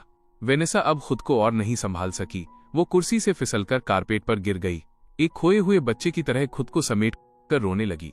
उस रोने में हताशा, गिल्ट और ऐसा दर्द था जिसे कभी ठीक नहीं किया जा सकता था। वो पागलों की तरह फर्श पर हाथ पटकने लगी। उसके नाखून महंगे कारपेट के रेशों में धंस रहे थे। मैं उसे बचा सकती थी, मैं उसे पहचान सकती थी, मैंने उसे क्यों नहीं पहचाना? ये ख्याल किसी पागलपन की तरह बार बार उसकी साख को कुतर रहा था। उस दिन साइकियाट्रिक क्लिनिक के बाहर वो मास्क और टोपी पहने हुआ यंग लड़का जो इतना दुबला था कि अब इंसान भी नहीं लग रहा था, वो उसका नेट ही था। उसने सीधे उसकी तरफ देखा था और उसने बेरुखी से अपनी नजरें फेर ली थीं। काश वो तब रुक गई होती, काश उसने एक कदम आगे बढ़ाकर एक और सवाल पूछ लिया होता। लेकिन जिंदगी में ऐसे काश के लिए कोई जगह नहीं होती। ऑफिस के बाहर आईवी और कई सेक्रेटरीज ने अंदर से उसके टूटने की आवाज सुनी। उन्होंने एक दूसरे को देखा, उनकी आंखें चिंता और सहानुभूति से भरी थीं। लेकिन किसी की हिम्मत नहीं हुई कि अंदर जाकर उसे डिस्टर्ब करे। वे सब जानते थे कि प्रेसिडेंट वेंस को इस तरह टूटने की जरूरत थी और उन्हें इस खूनी सच का सामना खुद ही करना था। वेनेसा को नहीं पता कि वो कितनी देर तक रोई। वो तब तक रोई जब तक कि उसकी आवाज खत्म नहीं हो गई और ऐसा लगा जैसे उसके आंसू भी सूख गए हों। लेकिन उसका शरीर अभी भी कांपना बंद नहीं कर रहा था और टूटी हुई सिसकियां उसके गले से बाहर निकल रही थीं। वो फर्श पर ढह गई, छत पर लगे लग्जरी झूमर को खाली नजरों से देख रही थी, ऐसा महसूस कर रही थी जैसे दुनिया से सारे रंग उड़ गए हों। अगले दिन वेनेसा ऑफिस नहीं आई। जरूरी काम निपटाने के बाद आईवी शाम के समय वेनेसा के विला गई। उसने एक्स्ट्रा चाबी से दरवाजा खोला और शराब की एक भारी गंध उसके चेहरे से टकराई। लिविंग रूम पूरी तरह अस्त व्यस्त था और खाली बोतलें हर जगह बिखरी हुई थीं। वेनेसा ने अभी भी कल का बिजनेस सूट पहन रखा था और सोफे के कोने में सिमटी हुई थी। उसके बाल बिखरे हुए थे, आंखें सूजी हुई थीं और चेहरे पर अभी भी आंसुओं के निशान थे। लेकिन उसके हाथ में वो अभी भी डायरी की फोटोकॉपी को इतनी मजबूती से पकड़े हुए थी जैसे वो उसे कभी नहीं छोड़ेगी। President veins. आईवी बहुत सावधानी से करीब आई। वेनेसा ने धीरे से अपना सिर उठाया, लेकिन उसकी नजरें कहीं खोई हुई थीं। काफी देर बाद उसकी नजरें आईवी के चेहरे पर टिकीं। आईवी। उसकी आवाज इतनी दबी हुई थी कि मुश्किल से सुनाई दे रही थी। क्या वो मुझसे नफरत करता था? क्या अंत में उसने मुझसे नफरत की? आईवी का दिल दुख उठा। वो नीचे झुकी और धीरे से वेनेसा के पास से खाली बोतल हटा दी। प्रेसिडेंट वेंस, डायरी में जो लिखा था उसके आधार पर, मिस्टर नेट ने आपसे कभी नफरत नहीं की, बिल्कुल अंत में भी। वो बस यही चाहता था कि आप खुश रहें। खुश? वेनेसा ने धीमी आवाज में शब्द दोहराया। मैंने उसे खो दिया, मुझे खुश होने का क्या हक है? यह कहते ही उसने एक और बोतल की ओर हाथ बढ़ाया। आईवी ने उसका हाथ रोक दिया। प्रेसिडेंट वेंस, आप इस तरह जारी नहीं रख सकती। अगर मिस्टर नेट आपको इस तरह खुद को चोट पहुंचाते हुए देखते तो उन्हें स्वर्ग में कभी शांति नहीं मिलती। स्वर्ग? वेनेसा बुदबुदाई और उसके आंसू फिर से बह निकले। वो दर्द से कितना डरता था, वो कितना घबराया होगा, बिल्कुल अकेले जाते हुए। यहां तक कि एवर भी उसके पास नहीं था। उसके पास पकड़ने के लिए बस वही टेडी बेयर बचा था जो मम्मी ने उसे दिया था। वो आगे बोल नहीं पाई और खामोशी से सिसकने लगी। आइवी को काफी मेहनत के बाद वेनेसा को बेड तक ले जाना पड़ा। उसने उसे पानी पिलाया और देखा कि वेनेसा एक धुंधली सी नींद में चली गई, लेकिन नींद में भी उसकी भौहें तनी हुई थीं। आइवी ने एक गहरी आह भरी। वो जानती थी कि वेनेसा को वक्त चाहिए, लेकिन अगर वो ऐसी ही रही तो कंपनी और उसकी अपनी सेहत का क्या होगा। आने वाले दिनों में वेनेसा बिल्कुल बदल गई। उसने ऑफिस जाना बंद कर दिया और काम को हाथ तक नहीं लगाया। वह दिन भर विला में खुद को बंद रखती और सिर्फ शराब का सहारा लेती। वो शराब में डूबकर सब कुछ भूल जाना चाहती थी, लेकिन नशा जितना बढ़ता, नेट की यादें उतनी ही साफ होती जाती। बचपन में उसका सिस कहकर पीछे भागना, उसकी टीनेज की जिद्दी बातें, और फिर उसकी वो आखिरी इमेज जब वो रात के अंधेरे में उस मरे हुए पप्पी को थामे हुए बेबसी से रो रहा था। ह्यूगो, वो भाई जिसे उसने अडॉप्ट किया था, उसने विदेश से उसे वीडियो कॉल किया। स्क्रीन पर एक ऐसा चेहरा था जो कुछ हद तक नेट जैसा दिखता था, लेकिन उस पर वेनेसा के पैसे और लाड़ प्यार की चमक थी। जैसे ही वेनेसा ने उस चेहरे को देखा, उसके अंदर नफरत और गिल्ट की एक लहर उठी। वो आखिर कर क्या रही थी? क्या वो वाकई एक रिप्लेसमेंट ढूंढ रही थी? ये ह्यूगो के साथ भी नाइंसाफी थी, और नेट के लिए तो ये अपमान जैसा था। उसने अचानक अपना कंट्रोल खो दिया और स्क्रीन पर उस चिंतित चेहरे पर चिल्ला पड़ी, जिससे ह्यूगो बुरी तरह सहम गया। इसके कुछ समय बाद उसने ह्यूगो को एक बेहतरीन बोर्डिंग स्कूल भेजने का इंतजाम कर दिया और उसके लिए एक बड़ा ट्रस्ट फंड सेट कर दिया ताकि उसकी बाकी जिंदगी सुरक्षित रहे। उसने जो ईमेल भेजा उसमें सिर्फ एक लाइन थी, सॉरी ह्यूगो, मैं कभी एक अच्छी सिस्टर नहीं बन सकी, अपनी जिंदगी जियो। इस तरह उसने उस रिप्लेसमेंट से सारे रिश्ते तोड़ लिए, जैसे ऐसा करने से शायद वो अपने असली भाई के कर्ज को थोड़ा कम कर सके। कंपनी का बिजनेस गिरने लगा और शेयर होल्डर्स शिकायतें करने लगे। मीडिया में खबरें चलने लगीं कि प्रेसिडेंट वेंस अपने पर्सनल इश्यूज की वजह से मेंटल कोलैप्स का शिकार हो गई हैं। आइवी हर तरफ से दबाव में थी, लेकिन वो भी वेनेसा को उस दर्द और खुद को दोष देने के दलदल से बाहर नहीं निकाल सकी जिसमें वो धंस चुकी थी। टर्निंग पॉइंट तब आया जब एक देर रात, उस रात वेनेसा एक बार फिर लिविंग रूम के कारपेट पर नशे की हालत में गिर गई। नींद और जागने के बीच उसे लगा जैसे नेट ठीक उसके सामने खड़ा है। उसने एक साफ सफेद शर्ट पहनी थी और उसकी मुस्कान वैसी ही उज्जवल और गर्म थी जैसी उसके बचपन में हुआ करती थी। उसके पैरों के पास वो हल्के पीले रंग का छोटा कुत्ता एवर खुशी से अपनी पूंछ हिला रहा था। सिस, विजन में नेट ने धीरे से कहा, प्लीज खुद को इस तरह टॉर्चर करना बंद कर दो, ठीक है? वेनेसा ने बेबसी से हाथ बढ़ाया, लेकिन उसके हाथ में कुछ नहीं आया। आंसुओं ने तुरंत उसकी नजर धुंधली कर दी। आई एम सॉरी, तुम्हारी सिस्टर गलत थी। नेट की उस छवि ने अभी भी उतनी ही कोमलता से मुस्कुराते हुए कहा, मैंने कभी तुम्हें ब्लेम नहीं किया। ये देखकर कि तुम अब कितनी शानदार बन गई हो, मुझे वाकई बहुत खुशी होती है। मुझे तुम पर गर्व है सिस। प्लीज मेरा हिस्सा भी अपने साथ जियो, मेरे लिए अच्छे से रहो, मेरे लिए खुश भी रहो, यही मेरी सबसे बड़ी विश है। नेट, वेनेसा सिसकियों के बीच मुश्किल से ये शब्द बोल पाई। मुझसे प्रॉमिस करो सिस, मैंने तुमसे प्रॉमिस किया। मैं प्रॉमिस करती हूँ। वेनेसा चिल्लाई और कारपेट से झटके के साथ उठ बैठी, लेकिन लिविंग रूम खाली था। खिड़कियों से सिर्फ चांदनी अंदर आ रही थी। वहां नेट का कोई नामो निशान नहीं था। फिर भी वो सपना इतना डरावना और सजीव था, जैसे नेट के शब्द अभी भी उसके कान के पास गूंज रहे हों। गहरे दुख की एक नई लहर उस पर हावी हो गई, लेकिन इस बार उस दुख के अंदर ताकत की एक हल्की पर अटूट किरण भी थी। वो सही था, बिल्कुल अंत में भी नेट बस यही चाहता था कि वो खुश रहे। अगर वो इसी तरह खुद को बर्बाद करती रही तो ऊपर से देख रहे नेट का दिल कितना टूट जाएगा। वो नेट को निराश नहीं कर सकती थी और वो उसके बलिदान को बेकार नहीं जाने दे सकती थी। अगली सुबह जल्दी जब आइवी फिर से उसी चिंता के साथ विला पहुंची तो वो ये देखकर हैरान रह गई कि वेनेसा पहले ही उठ चुकी थी। उसने शावर ले लिया था और साफ कपड़े पहन लिए थे। उसका चेहरा अभी भी पीला और थका हुआ था, लेकिन उसकी आंखों का खालीपन गायब था। उसकी जगह एक सख्त स्पष्टता और संकल्प था।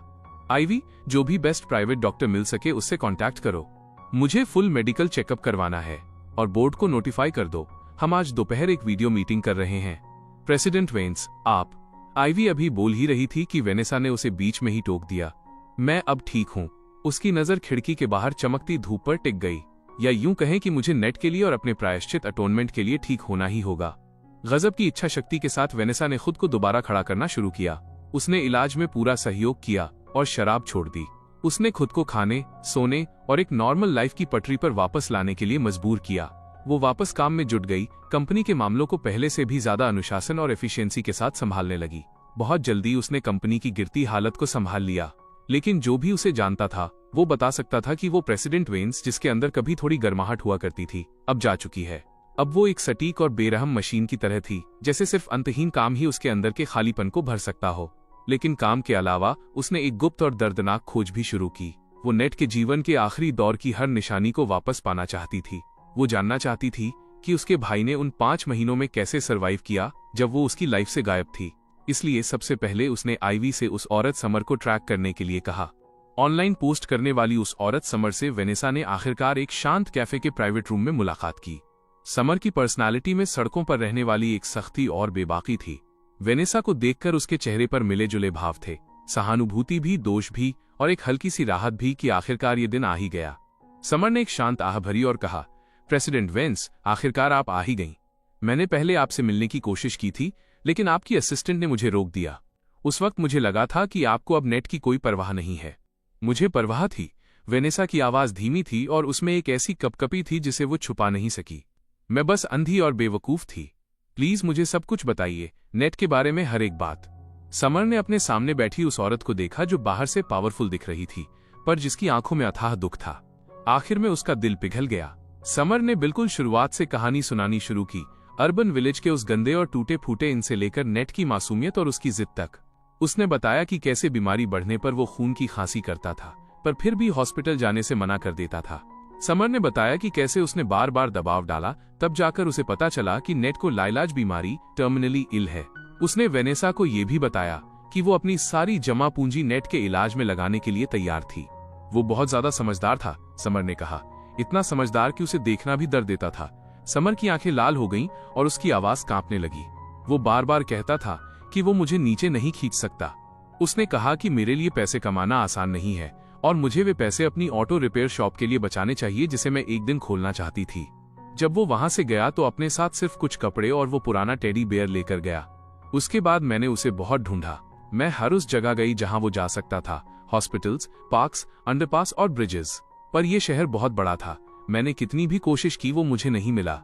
यहां पहुंचते ही समर की आवाज आखिरकार टूट गई। काश मैंने उस समय उस पर और कड़ी नजर रखी होती। काश मैंने उसे जबरदस्ती हॉस्पिटल पहुंचाया होता। वेनेसा खामोशी से सुनती रही, पर उसके नाखून उसकी हथेलियों में गहरे धंस चुके थे। तो जब वो नेट से नफरत कर रही थी और उससे बदला लेने की सोच रही थी, तब बाहर एक अजनबी औरत थी जिसने उसे थोड़े समय के लिए गर्माहट और सहारा दिया था, और जो उसे ढूंढने के लिए पूरे शहर में भाग रही थी, जबकि वो उसकी सगी बहन कुछ नहीं जानती थी। वेनेसा ने एक गहरी सांस ली और गंभीरता से कहा, थैंक यू समर, उसका साथ देने के लिए थैंक यू, जब वो अपने सबसे बुरे वक्त में था। अगर तुम्हारी कोई ख्वाहिश है या तुम्हें मुझसे कुछ भी चाहिए तो बस कह दो। समर ने अपना सिर हिला दिया। मुझे कुछ नहीं चाहिए। मैंने वो पोस्ट कुछ मांगने के लिए नहीं की थी। मैं बस चाहती थी कि सबको पता चले कि नेट एक अच्छा बच्चा था। वो इस तरह की गलतफहमी का हकदार नहीं था। प्रेसिडेंट वेंस, अगर आप वाकई उसके लिए कुछ करना चाहती हैं तो अच्छे से जिएं। उसकी मौत को बेकार मत जाने दीजिए। समर की बातें बिल्कुल वैसी ही थीं जैसी नेट ने सपने में कही थीं, और उन्होंने वेनेसा के दिल पर सीधा वार किया। कैफे से निकलने के बाद वेनेसा उन सुरागों के पीछे गई जो समर ने दिए थे और उस अर्बन विलेज पहुंची। पर सालों बीत चुके थे और वो जगह अब ढहाई जा चुकी थी। वहां अब एक शानदार शॉपिंग कॉम्प्लेक्स खड़ा था। उस चमकते और भीड़-भाड़ वाले चौराहे पर खड़े होकर वेनेसा ने कल्पना करने की कोशिश की कि कैसे नेट ने ऐसी जगह सरवाइव करने के लिए संघर्ष किया होगा, कैसे उसने उस डरावने आदमी से दूरी बनाए रखी होगी, और कैसे वो उन चंद रुपयों वाली पार्ट टाइम सैलरी से भी इतना खुश हो गया था। उसके सीने में रह रहकर एक मीठा सा दर्द उठ रहा था। इसके बाद वो उस सुपरमार्केट और मार्केट में गई जिसका डायरी में जिक्र था। उसे वो पेट हॉस्पिटल भी मिल गया। शॉप का ओनर अभी भी वही था और वेनेसा ने नेट की एक फोटो निकाली। ये फोटो उसने नेट के फोन से सेव की थी। 17 साल का नेट बिना किसी फिक्र के मुस्कुराता हुआ, उजला और दिल दहला देने वाली हद तक जिंदा। ओनर ने फोटो को काफी देर तक देखा और फिर अपना सिर हिला दिया। यहाँ हर दिन इतने सारे पेट्स आते हैं, मुझे ठीक से याद नहीं। लेकिन वेनेसा ने हार मानने से मना कर दिया और एवर का डिटेल में डिस्क्रिप्शन देना शुरू किया। एक हल्का पीला कुत्ता जिसकी टांग में चोट थी। ओनर ने अपनी भौहें सिकोड़ी और काफी देर सोचने के बाद हिचकिचाते हुए जवाब दिया, मुझे कुछ कुछ याद तो आ रहा है, पर अब डिटेल्स धुंधली हो गई हैं। वेनेसा ने हिम्मत नहीं हारी। उसने अपने कनेक्शंस का इस्तेमाल करके उस पुलिस ऑफिसर का पता लगाया जिसने उस वक्त नेट का केस संभाला था। वो बूढ़ा ऑफिसर अब रिटायरमेंट के करीब था, पर उस केस ने उस पर गहरी छाप छोड़ी थी। वो खुद वेनेसा को नदी के पास उस छोटे से बाग में ले गया जहां नेट की बॉडी मिली थी। नदी के पास वाले बड़े पेड़ के बगल में खड़े होकर ऑफिसर ने एक लंबी आह भरी। वो लड़का, उसे देखना वाकई दिल तोड़ने वाला था। वो वहीं था, बिल्कुल शांत, जैसे सो रहा हो। हमने उस वक्त काफी जांच की थी, पर किसी साजिश के कोई निशान नहीं थे। हमने डायरी भी चेक की थी। आखिर में इसे सुसाइड कंफर्म किया गया। वो अपने पीछे ज्यादा कुछ नहीं छोड़ गया था, बस वो स्टफ टॉय, डायरी और कुछ कैश। हमने प्रोसीजर फॉलो किया और परिवार की तलाश के लिए नोटिस पब्लिश किए, पर कोई भी उसे क्लेम करने नहीं आया। बूढ़े ऑफिसर ने वेनेसा की तरफ देखा, पर आखिर में उसने अपनी बात अधूरी छोड़ दी। वेनेसा उस पेड़ के नीचे अकेली खड़ी रही। शुरुआती गर्मियों की हवा पत्तों से होकर गुजरी, जिससे एक हल्की सरसराहट पैदा हुई। सूरज की रोशनी टहनियों से छनकर जमीन पर धब्बों की तरह बिखरी हुई थी। वो जगह इतनी शांत थी कि उसे सिर्फ पास में बहती नदी की कलकल सुनाई दे रही थी। क्या नेट ने अपनी जिंदगी खत्म करने के लिए ये जगह इसलिए चुनी थी क्योंकि ये मम्मी पापा के थोड़ा करीब थी? उन आखिरी लम्हों में जब उसने इस शांत बाग को देखा होगा तो उसके दिमाग में क्या चल रहा होगा? क्या उसे बचपन के वे दिन याद आए होंगे जब पेरेंट्स उन्हें फैमिली आउटिंग्स पर ले जाते थे? वेनेसा धीरे से नीचे झुकी और अपनी उंगलियां उस पेड़ की खुरदरी छाल पर फेरी, जैसे वो अभी भी अपने भाई की छोड़ी हुई गर्माहट की आखिरी निशानी महसूस कर पा रही हो। आंसू बिना किसी आवाज के उसकी आंखों से गिरकर नीचे मिट्टी में मिल गए। एक कांपती हुई फुसफुसाहट में वो बुदबुदाई, नेट, तुम्हारी सिस्टर यहाँ है। आई एम सॉरी, मैं बहुत देर से आई। उसकी आवाज हवा में बिखर गई, इतनी धीमी की लगा जैसे अगले ही पल गायब हो जाएगी। आखिर में वेनेसा उस जगह गई जहां उनके पेरेंट्स दफन थे। उनकी साझा कब्र के बगल में उसे मिट्टी का वो छोटा सा ढेर मिला। डायरी के हिसाब से यही वो जगह थी जहां एवर को दफनाया गया था। उस छोटे से ढेर पर अब घास उग आई थी और कुछ बेनाम जंगली फूल खिल रहे थे। उसने धीरे धीरे सावधानी से उसके आसपास की घास साफ की। फिर एवर की उस नन्ही कब्र के बगल में उसने खुद एक छोटा और नाजुक कलश दफनाया। उसके अंदर असली डायरी की राख थी। उसे क्रीमेट करने के बाद उसने मांगा था। किसी से विशेष तरीकों का इस्तेमाल करके डायरी को साफ और पूरी तरह से क्रीमेट करने के लिए कहा। फिर वो उन राख को खुद यहां वापस ले आई। उस छोटे से ढेर को धीरे से सहलाते हुए उसने धीमी आवाज में कहा, एवर, उन आखिरी दिनों में नेट के साथ रहने के लिए तुम्हारा शुक्रिया, और अब प्लीज उसके साथ और मम्मी पापा के साथ यहीं रहना, ठीक है? ये सब करने के बाद वेनेसा अपने पेरेंट्स की कब्र के सामने खड़ी हुई। कब्र के पत्थर पर लगी फोटो में उन दो दयालु चेहरों को देखते हुए उसने 3 बार गहरा झुककर प्रणाम किया। उसकी आवाज शांत थी, लेकिन उसमें एक अटूट दृढ़ता थी। Mummy papa, I am sorry, मैं अपने भाई का ख्याल रखने में नाकाम रही, लेकिन मैं आपसे वादा करती हूँ कि अब से मैं नेट का हिस्सा भी अपने साथ लेकर अच्छी तरह से जीऊंगी, और मैं अपनी जिंदगी में कुछ ऐसा करूंगी जिससे नेट की मौत बेमतलब न रहे। शहर लौटने के बाद वेनेसा ने एक बड़ा फैसला लिया। उसने एक प्रेस कॉन्फ्रेंस बुलाई। वहां उसने अनाउंस किया कि वो अपनी ज्यादातर पर्सनल एसेट्स एक नई charity, net and ever foundation में डाल देगी। यह फाउंडेशन 2 मुख्य दिशाओं में काम करेगा। पहला, ये गरीब परिवारों के टीनेज कैंसर पेशेंट्स के मेडिकल खर्चे उठाएगा और उन्हें साइकोलॉजिकल केयर देगा। दूसरा, ये आवारा जानवरों को रेस्क्यू करेगा और एक व्यवस्थित शेल्टर और अडॉप्शन सिस्टम बनाएगा। उस प्रेस कॉन्फ्रेंस में वेनेसा ने पहली बार अपने भाई नेट के बारे में पब्लिकली बात की। वो ज्यादा डिटेल्स में नहीं गई। उसने बस इतना कहा, मेरे भाई नेट को अपनी जिंदगी के दौरान अजनबियों से दया मिली थी, और उसने जिंदगी की क्रूरता, नाजुकता और कठिनाई को भी करीब से महसूस किया था। ये फाउंडेशन उसे सम्मान देने के लिए और उन लोगों की मदद करने के लिए बनाया गया है जो उसकी तरह बीमारी और मुश्किलों से जूझ रहे हैं। मैं उम्मीद करती हूँ कि हर जीवन के साथ कोमलता से व्यवहार किया जाए, और मैं उम्मीद करती हूँ कि दया का हर काम आगे बढ़ाया जा सके। उसके इस कदम ने बिजनेस जगत को चौंका दिया और अनगिनत आम लोगों को इमोशनल कर दिया। जो आवाजें कभी उस पर सवाल उठाती थीं और उसका मजाक उड़ाती थीं, वे अब समझ और सम्मान में बदल गईं। आखिरकार लोगों को समझ आया कि प्रेसिडेंट वेन्स की ठंडी छवि के पीछे इतना गहरा जख्म और दर्द से निकला हुआ प्रायश्चित छिपा था। फाउंडेशन का काम जल्दी ही पूरी ताकत के साथ शुरू हो गया। वेनेसा ने लगभग सब कुछ खुद संभाला, प्रोजेक्ट्स और फैसलों का व्यक्तिगत रूप से रिव्यू किया। वो हॉस्पिटल में उन बच्चों से मिलने जाती थी जिन्हें सपोर्ट मिल रहा था। वो रेस्क्यू सेंटर्स में अडॉप्शन का इंतजार कर रहे आवारा जानवरों को देखने भी जाती थी। इस प्रोसेस के दौरान उसके चेहरे पर कभी कभी सच्ची कोमलता के भाव लौटने लगे। भले ही उसकी आंखों से उदासी कभी पूरी तरह नहीं गई, लेकिन धीरे धीरे उसने उस दर्द के साथ जीने का तरीका ढूंढ लिया था। वो अक्सर फाउंडेशन द्वारा सपोर्टेड एक चिल्ड्रन हॉस्पिटल जाती थी। वहां वो वार्डों के बाहर चुपचाप बैठकर उन बच्चों को बीमारी के खिलाफ बहादुरी से लड़ते हुए देखती थी। एक बार वो एक छोटे लड़के से मिली जो उसी बीमारी से जूझ रहा था जो नेट को थी। कीमोथेरेपी की वजह से उसके सारे बाल उड़ चुके थे, पर फिर भी वो एक उज्जवल और जिद्दी उम्मीद के साथ उसे देखकर मुस्कुराया। उस पल वेनेसा को लगा जैसे वो नेट को फिर से एक बच्चे के रूप में देख रही हो। वह आगे बढ़ी और धीरे से उस लड़के का सिर सहलाया। फिर उसने उसकी बाहों में एक बिल्कुल नया मोटरसाइकिल मॉडल थमा दिया। उस छोटे लड़के के चेहरे पर जो सच्ची खुशी चमकी, उसने वेनेसा के दिल की जमी हुई झील में गर्माहट की एक छोटी सी लहर पैदा कर दी। उसने फिर से समर की मदद करने की कोशिश की, उसे एक ऑटो रिपेयर शॉप के लिए इन्वेस्ट करने और उसका पुराना सपना पूरा करने का ऑफर दिया। लेकिन समर ने फिर से मना कर दिया। प्रेसिडेंट वेंस, मैं आपकी दया की कदर करती हूँ, लेकिन मैं अभी भी अपने दोनों हाथों से अपने खुद के पैसे कमाना चाहती हूँ। वो उसी सहज और बेबाक अंदाज में मुस्कुराई। तब तक समर फाउंडेशन में एक वॉलंटियर बन चुकी थी। वो वहाँ आवारा जानवरों के रेस्क्यू के काम में मदद करती थी और उसे महसूस होता था कि ये जिंदगी अपने आप में पूरी है। शायद नेट भी यही सबसे ज्यादा देखना चाहता, हम सबका अपनी अपनी तरह से अच्छी तरह जीना। वेनेसा ने उसे और मजबूर नहीं किया। उसने समर की पसंद का सम्मान किया और अपने दिल की गहराई से वो इस बात के लिए शुक्रगुजार थी कि किस्मत ने कम से कम उसके भाई को उसके आखिरी वक्त में एक ऐसे वफादार इंसान से मिलने का मौका दिया। उस वक्त वो हमेशा कहा करता था कि सोया सॉस में डूबे हुए सादे बंस दुनिया का सबसे शानदार खाना है।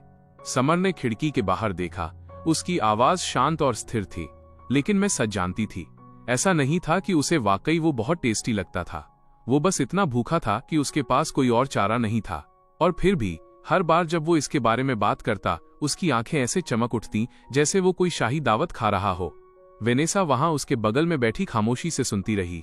उसे खुद को फूट फूट कर रोने से रोकने के लिए अपनी हथेलियों में नाखून गड़ाने पड़े, क्योंकि इस तरह की डिटेल्स डायरी में लिखे शब्दों से कहीं ज्यादा गहरी थीं और वे और भी ज्यादा दर्द देती थीं, उसके दिल पर चलती किसी कुंद आरी की तरह।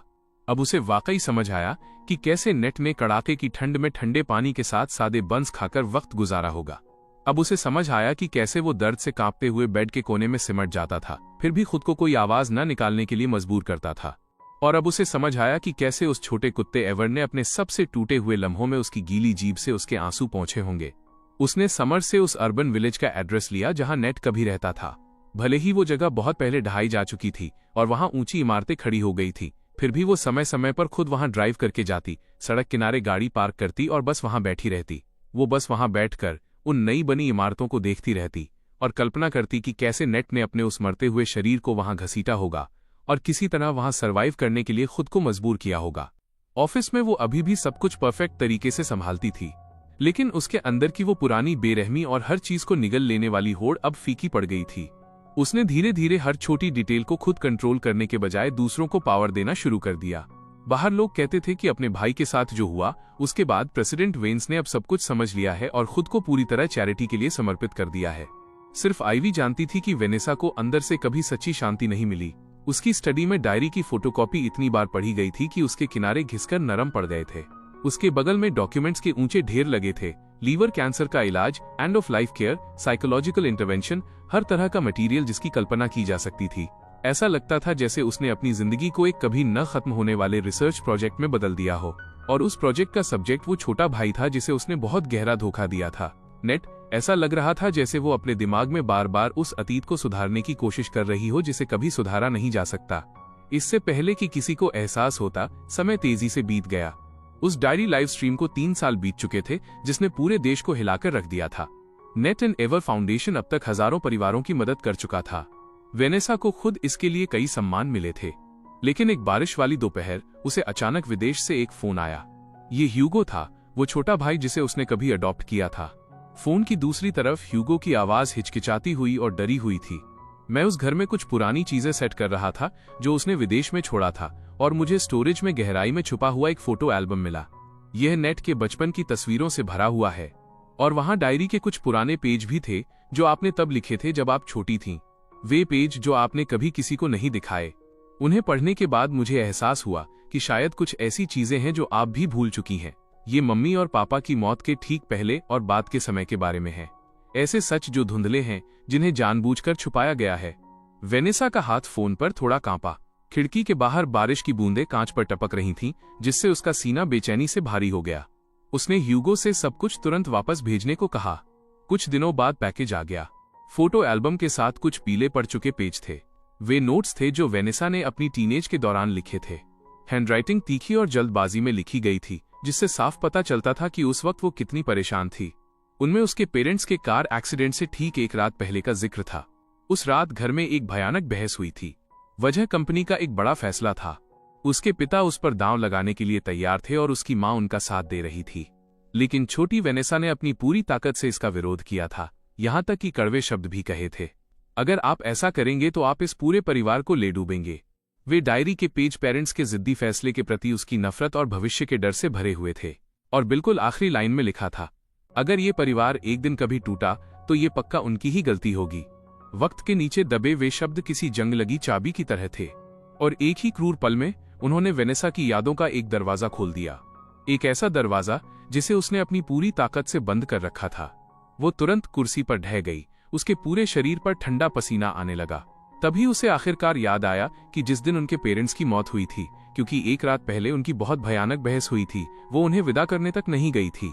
और बाद के इन सभी सालों में दुख और गिल्ट के बोझ ने उसे उस बदसूरत याद को चुनने के लिए मजबूर कर दिया था। उसे बस इतना याद था कि उसके पेरेंट्स उसके साथ कितने अच्छे थे और वो खुद उस वक्त कितनी बेबस महसूस कर रही थी। तो जब नेट अकेले अपनी बीमारी झेल रहा था, उसके सबकॉन्शियस के अंदर वो अपने पेरेंट्स की मौत का गिल्ट भी ढो रही थी। उसे हमेशा लगा कि नेट का जाना उसकी अपनी कमजोरी की सजा थी। उसने कभी ये नहीं सोचा था कि शायद ये उन क्रूर शब्दों का किस्मत द्वारा दिया गया जवाब था जो उसने उस रात कहे थे। गिल्ट की वे परतें उसे लगभग कुचलने वाली थीं। उसने खुद को 2 दिनों तक अपनी स्टडी में बंद रखा।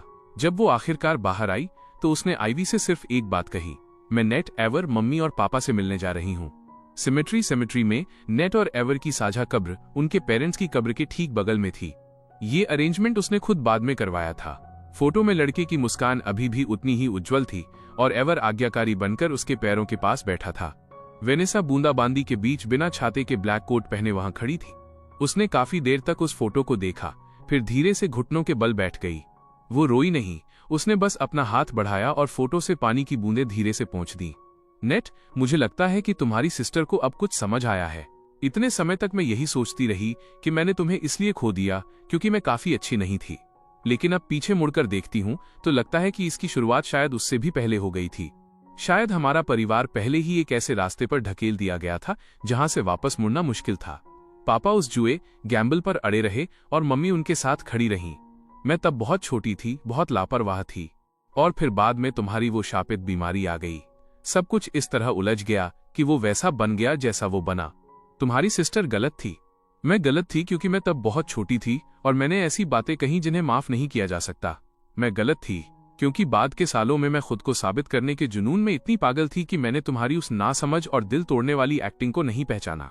और मैं गलत थी क्योंकि सच जानने के बाद मुझे सिर्फ खुद को टॉर्चर करना आता था। मैं तुम्हारी आखिरी विश लगभग भूल ही गई थी। तुमने कहा था कि तुम चाहते हो कि तुम्हारी सिस्टर अपनी बाकी जिंदगी खुश रहे, लेकिन इससे पहले मुझे हमेशा लगा कि ये नामुमकिन है। यहां वो रुकी। बारिश उसके बालों से बह रही थी और उन आंसुओं में मिल रही थी जिन्हें वो अब और नहीं रोक सकती थी। लेकिन अब मैं कोशिश करना चाहती हूँ। मैं तुम्हारे लिए नेट एंड एवर फाउंडेशन का ख्याल रखती रहूंगी। मैं तुम्हारी तरह और भी बच्चों की मदद करूंगी और मैं कंपनी चलाती रहूंगी। इसे एक ऐसी जगह बनाऊंगी जो वाकई ज्यादा लोगों की मदद कर सके। मैं उस जिंदगी को भी सच में अपनाने की कोशिश करूंगी जो अब मेरे पास है, और इसमें ह्यूगो भी शामिल है। उस लड़के के लिए भी ये आसान नहीं रहा है। नेट, शायद मैं अपनी बाकी जिंदगी खुद को पूरी तरह माफ न कर सकूं, लेकिन मैं तुमसे ये वादा करती हूँ, मैं अब खुद को पास्ट में दफन नहीं करूंगी। मैं तुम्हारी यादों को अपने साथ लेकर अच्छे से, गंभीरता से और पूरी तरह से जीऊंगी, क्योंकि मुझे लगता है कि शायद तुम वाकई सिर्फ यही देखना चाहते थे, है ना? उसने अपना सिर उस ठंडी कब्र के पत्थर पर धीरे से टिका दिया, जैसे वो शायद जीवन और मृत्यु के उस पार से कोई जवाब सुन सके। बारिश धीरे धीरे थम गई और बादलों को चीरकर सूरज की एक हल्की किरण सिमेट्री में फैल गई। उसने अभी अभी जो सफेद गुलदाउदी क्रिसैंथेमम्स वहां रखे थे, वे चमक उठे और पंखुड़ियों पर बारिश की बूंदें जगमगाने लगीं। वेनेसा धीरे से खड़ी हुई, अपने भाई की फोटो को एक आखिरी बार देखा और मुड़ गई। उसके कदम अब उतने भारी नहीं थे जितने आने वक्त थे। वे अभी भी धीमे थे, लेकिन अब उनमें थोड़ी ज्यादा स्थिरता थी। सिमेट्री के बगल में चीड़ के पेड़ों के बीच से हवा एक हल्की सरसराहट के साथ गुजरी, जैसे कोई आहो या कोई फुसफुसाहट। आखिरकार शांति मिल गई थी। ऐसा महसूस हुआ जैसे ये कहानी अब यहाँ कुछ देर के लिए रुक सकती है। एक कहानी माफी की, प्रायश्चित की, और इस बारे में कि कैसे कोई शरीर पर लगे अनगिनत जख्मों के साथ भी आगे बढ़ता रहता है। आखिरकार वेनेसा की जिंदगी ने अपने सबसे दर्दनाक और सबसे क्रूर चैप्टर को पलट दिया था, और अब वो लिखने लगी थी कि आगे क्या होगा। जाहिर है उन नए पेजों पर अभी भी गहरी यादें और तड़प होगी, लेकिन धीरे धीरे उनमें एक शांत और कोमल रोशनी भी दिखने लगेगी जो सिर्फ उसकी अपनी होगी। वेनेसा की जिंदगी की लय भी अब सूक्ष्म रूप से बदलने लगी थी। वो अब भी बिजी थी, लेकिन ये अब खुद को सजा देने वाली पागलों जैसी व्यस्तता नहीं थी। उसने रेगुलर थेरेपी लेना शुरू कर दिया था, खुद को उन उलझे हुए इमोशंस का सामना करने के लिए मजबूर किया जो वो अभी भी अपने पेरेंट्स की मौत को लेकर महसूस करती थी। साथ ही वो नेट के प्रति अपनी अनकंट्रोल्ड प्रोटेक्टिवनेस और उसके बाद आए असीम गिल्ट पर भी काम कर रही थी। ये प्रोसेस बिल्कुल भी आसान नहीं था। नींद न आना और इमोशनल तौर पर फिर से टूट जाना अक्सर होता रहता था, लेकिन उसने दांत भींचकर इसे जारी रखा। ह्यूगो के साथ उसके रिश्ते ने भी धीरे धीरे एक नए फेज में कदम रखा। जब से उसे वो पुराना फोटो एल्बम और डायरी के हिस्से मिले थे, उसने पहली बार पहल करते हुए ह्यूगो को एक लंबी ओवरसीज कॉल की। उसने पुरानी उलझनों को समझाने में ज्यादा वक्त बर्बाद नहीं किया। उसने बस ईमानदारी से उसे थैंक यू कहा, क्योंकि उसने उसे अतीत के उन दबे हुए कोनों को देखने में मदद की थी जिन्हें वो खुद भूल चुकी थी। उसने ह्यूगो को ये भी बताया कि वो समझती है कि इन सालों में उसने कितनी दूरी और बेचैनी महसूस की होगी। उसने ये साफ कर दिया कि चाहे खून का रिश्ता हो या ना हो, अब से वे फैमिली हैं। उसे उम्मीद थी कि भविष्य में वो और ह्यूगो धीरे धीरे एक ज्यादा वास्तविक कनेक्शन बना पाएंगे। उसके लगातार इन्वेस्टमेंट और प्रोफेशनल मैनेजमेंट की वजह से नेट एंड एवर फाउंडेशन बढ़ता गया। वो अब सिर्फ आर्थिक मदद देने तक सीमित नहीं रहना चाहती थी। उसने एक professional medical social work team बनाना शुरू किया ताकि जरूरतमंदों को साइकोलॉजिकल सपोर्ट और एंड ऑफ लाइफ केयर, अंतिम समय की देखभाल दी जा सके। फाउंडेशन के एक एनुअल गाला में एक छोटी लड़की जिसे कभी मदद मिली थी, उसने वेनेसा का हाथ थाम लिया। वो लड़की इतनी जोर से रो रही थी कि उसका चेहरा आंसुओं से भीग गया था। President Vance, thank you. और थैंक यू भाई नेट को भी, आपने मुझे दूसरी जिंदगी दी है। उस पल वेनेसा के अंदर जो उठा वो सिर्फ राहत नहीं थी, ये एक अजीब तरह की शांति थी, जैसे नेट की जिंदगी वाकई किसी दूसरे रूप में जारी थी। वो अब भी सिमेट्री जाती थी, पर अब वो हर बार वहां दुख में कैद नहीं होती थी। कभी कभी वो सनफ्लावर्स का बुके ले जाती जो नेट के फेवरेट थे। कभी वो बस वहां थोड़ी देर खामोशी से बैठती और उन्हें बताती कि फाउंडेशन में क्या क्या हो रहा है। या फिर वो कंपनी की परेशानियों के बारे में थोड़ी शिकायत करती, बिल्कुल वैसे ही जैसे वो तब करती थी जब उसका भाई उसके साथ था। एक बार उसने एवर की छोटी कब्र के सामने एक बिल्कुल नया खिलौना रखा और फुसफुसाई, एवर, मेरे लिए उसका ख्याल रखना। वक्त तेजी से बीता और देखते ही देखते 2 साल और गुजर गए। एक दिन बिजनेस फोरम खत्म होने के बाद वेनेसा अचानक होटल की लॉबी में किसी परिचित से मिली। ये रिपोर्टर लिन थे, वही पहले इंसान जिन्होंने वो डायरी ढूंढी थी और उस लाइव स्ट्रीम को होस्ट किया था। रिपोर्टर लिन अब इंडस्ट्री में एक बहुत सम्मानित मीडिया हस्ती बन चुके थे। उनके चेहरे और बालों पर अब उम्र का असर दिखने लगा था। वो मुस्कुराए, आगे बढ़े और पहले उनका अभिवादन किया। उनकी आंखों में एक शांत खोज का भाव था। प्रेसिडेंट वेंस, बहुत समय बाद मिले। वेनेसा ने शांति से सिर हिलाया। रिपोर्टर लिन, बहुत समय बाद मिले। दोनों होटल के कैफे में बैठ गए। कुछ औपचारिक बातों के बाद रिपोर्टर लिन हिचकिचाए और आखिरकार पूछा, प्रेसिडेंट वेंस, इन पिछले कुछ सालों में क्या आप ठीक रही हैं? वेनेसा ने धीरे से अपने कप में कॉफी को हिलाया। खिड़की के बाहर चमकते शहर पर नजर डालते हुए उसने धीरे से कहा, मैं इसे न तो अच्छा कहूंगी और न ही बुरा। मैंने बस खुद के साथ शांति बनाना और अतीत के साथ जीना सीख लिया है। शायद यही बढ़ना ग्रोथ है। बस इसकी जो कीमत मैंने चुकाई वो बहुत ज्यादा थी। उस डायरी ने बहुत से लोगों को बदल दिया, मुझे भी। इसने मुझे बहुत गहराई से समझाया कि जिंदगी कितनी नाजुक है और परिवार का प्यार कितना भारी हो सकता है। रिपोर्टर लिन ने अपनी आवाज धीमी की।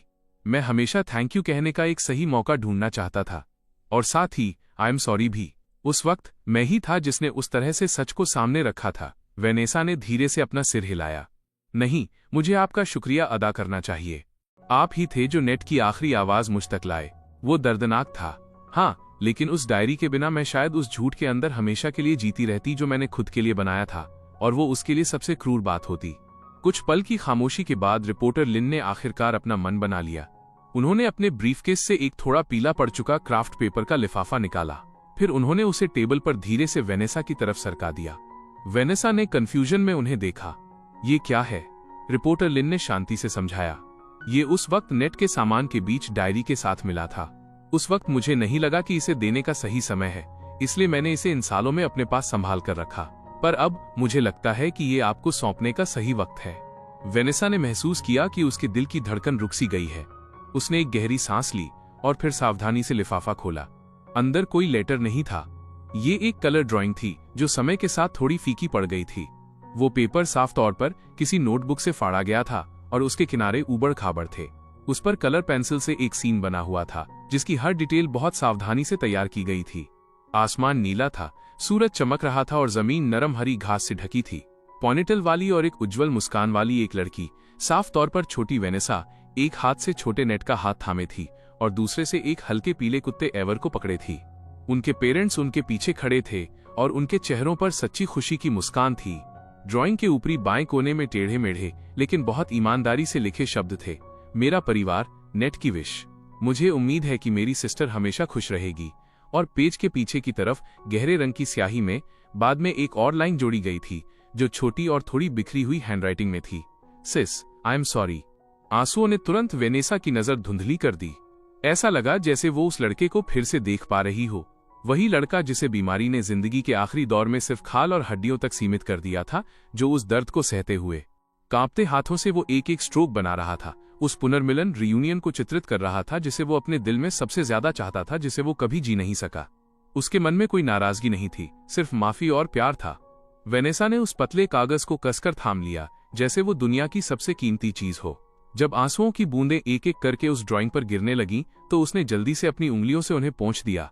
उसे डर था कि कहीं उसके भाई की छोड़ी हुई आखिरी निशानियां धुंधली न हो जाएं। वेनेसा आंसुओं के बीच ऐसे बोली जैसे वो रिपोर्टर लिन और खुद से बात कर रही हो। वो पूरे समय सिर्फ मेरे बारे में ही सोच रहा था। रिपोर्टर लिन की आंखें लाल थीं और उन्होंने शांति से सिर हिलाया। उस रात वेनेसा ने उस ड्राइंग को सावधानी से फ्रेम करवाया। फिर उसने उसे अपनी स्टडी में डायरी की फोटोकॉपी के बगल में रख दिया। वो काफी देर तक उनके सामने खड़ी रही।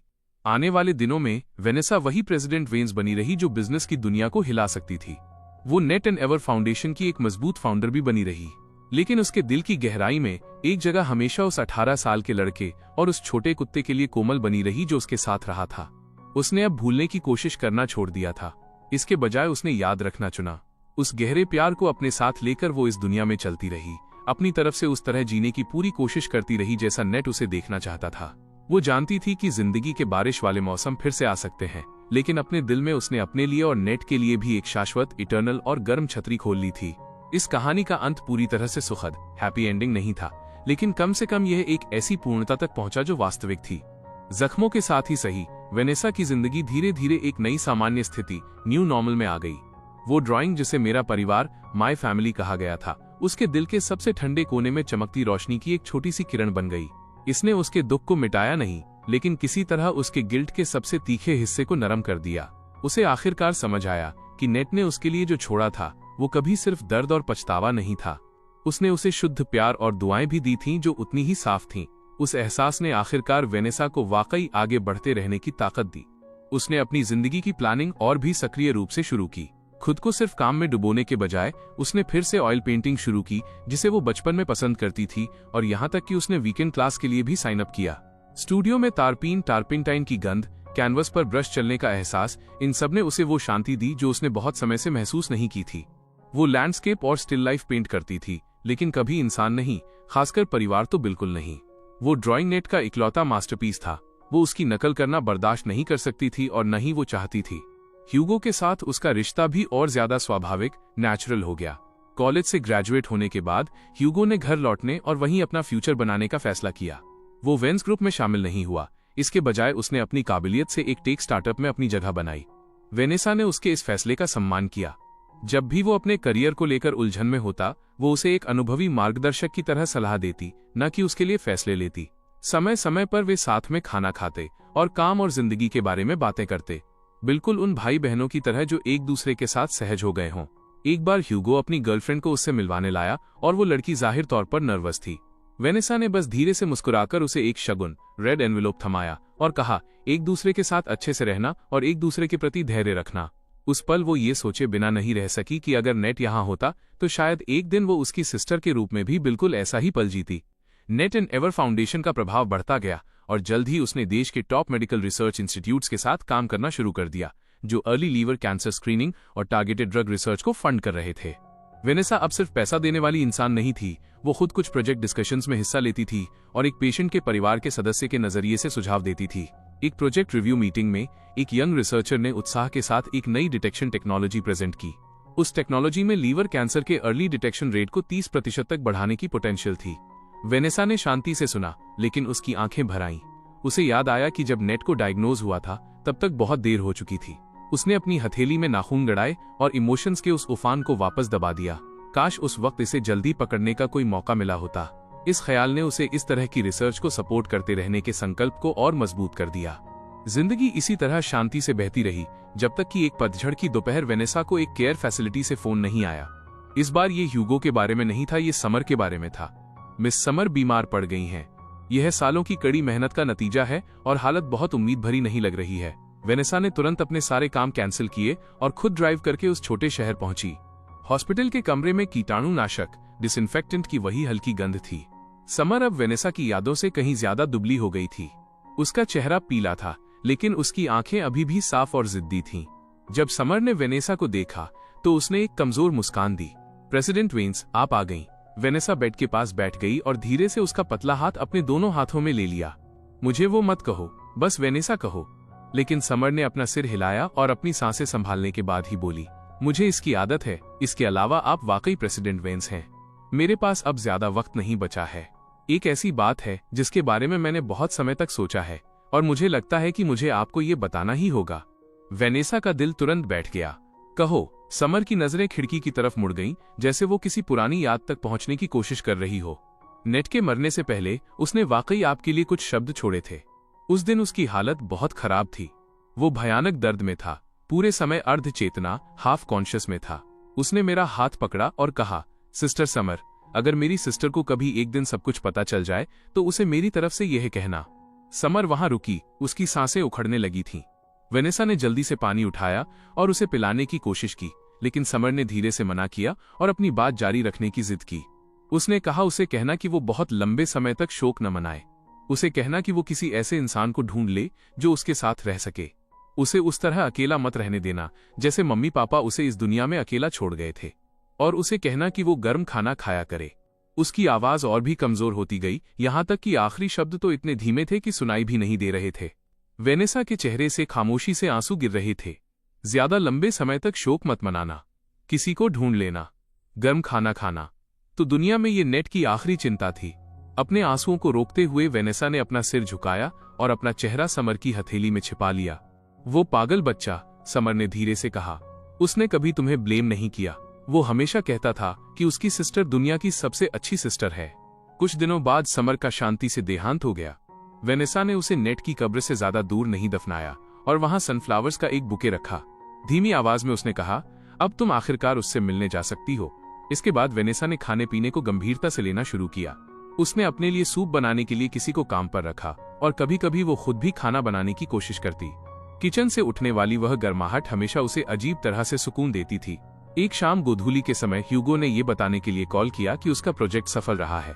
उसकी आवाज युवा ऊर्जा से भरी हुई थी। ह्यूगो की बातें सुनते हुए वेनेसा को पता भी नहीं चला और उसके होठों पर मुस्कान आ गई। फोन काटने के बाद वो स्टडी में गई और उस ड्राइंग को देखा जिसका नाम था मेरा परिवार। इस बार वो रोई नहीं। उसने बस एक शांत वादा किया, मैं अच्छी तरह जीऊंगी, मैं आगे बढ़ती रहूंगी, उस सारे प्यार को लेकर जो तुमने मेरे लिए छोड़ा है।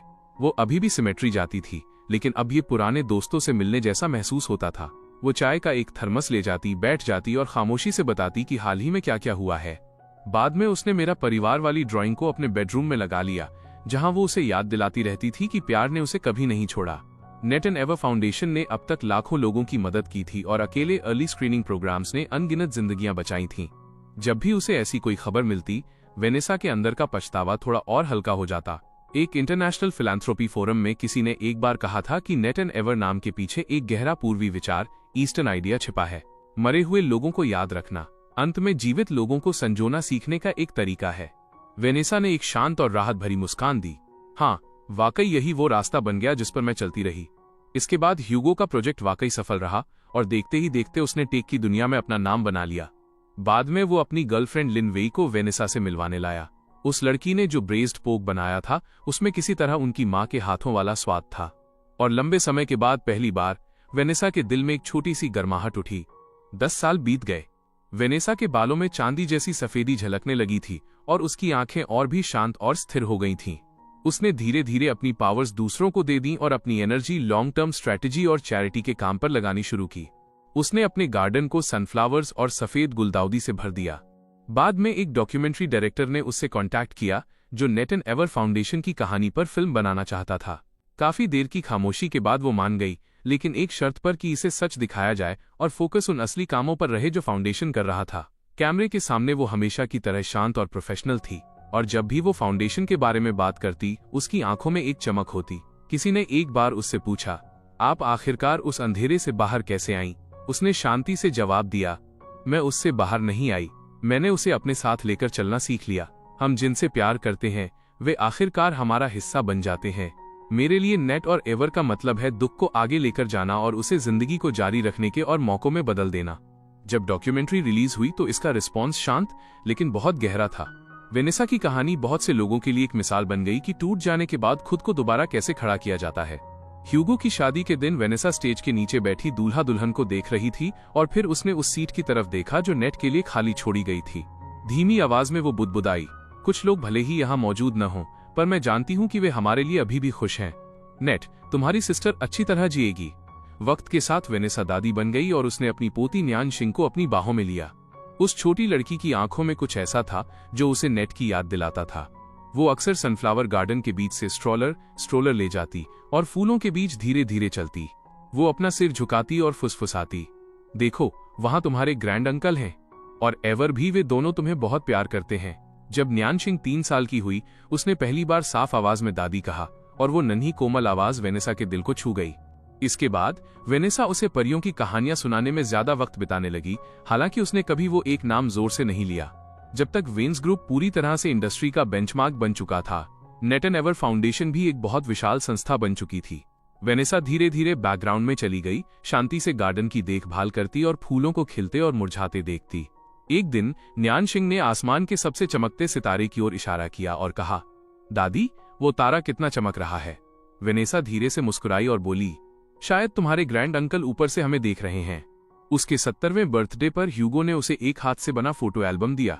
इसके सबसे पहले पेज पर मेरा परिवार वाली ड्राइंग की एक कॉपी थी और उसके बगल में टेढ़े मेढ़े अक्षरों में लिखा था, ग्रैंड पापा, grand mummy, grand uncle, ever और मैं। आखिरी के कुछ पेज जानबूझकर खाली छोड़े गए थे और उनके बीच एक नोट था, आने वाले दिनों में चलिए इसे साथ मिलकर भरते हैं। वेनेसा ने अपनी उंगलियां उन तस्वीरों पर धीरे से फेरी। उसकी आंखें चमक उठीं, लेकिन होठों के कोने पर एक हल्की मुस्कान बनी रही। उस तोहफे ने उसे आखिरकार पूरी तरह समझा दिया कि नेट को कभी भुलाया नहीं गया था। वो बस एक बहुत ही कोमल रूप में परिवार की यादों का हिस्सा बन गया था। अपनी उम्र के आखिरी पड़ाव में वेनेसा ने एक एक करके पुरानी चीजों को सहेजना शुरू किया, उन पर सावधानी से लेबल लगाए ताकि किसी दिन न्यानशिंग समझ सके कि ये परिवार कहाँ से आया था और ये किस रास्ते पर चला था। आखिरकार चैरिटी और रेस्क्यू के काम में अपनी जिंदगी समर्पित करने वाली प्रेसिडेंट वेंस का शांति से निधन हो गया। आंखों में आंसुओं के साथ उनकी आखिरी फुसफुसाहट थी, मम्मी, पापा, नेट, तुम लोग मुझे लेने आए हो। आई एम सॉरी, तुम्हारी सिस्टर तुम्हारा ख्याल रखने में नाकाम रही। उनके पास मौजूद हर कोई खामोश हो गया। किसी ने भी एक बुजुर्ग महिला को इतने दुख के साथ रोते नहीं देखा था। और फिर भी जब वो आखिरकार विदा हुई तो उनके चेहरे पर शांति थी और एक बच्चे जैसी हल्की संतुष्ट मुस्कान थी।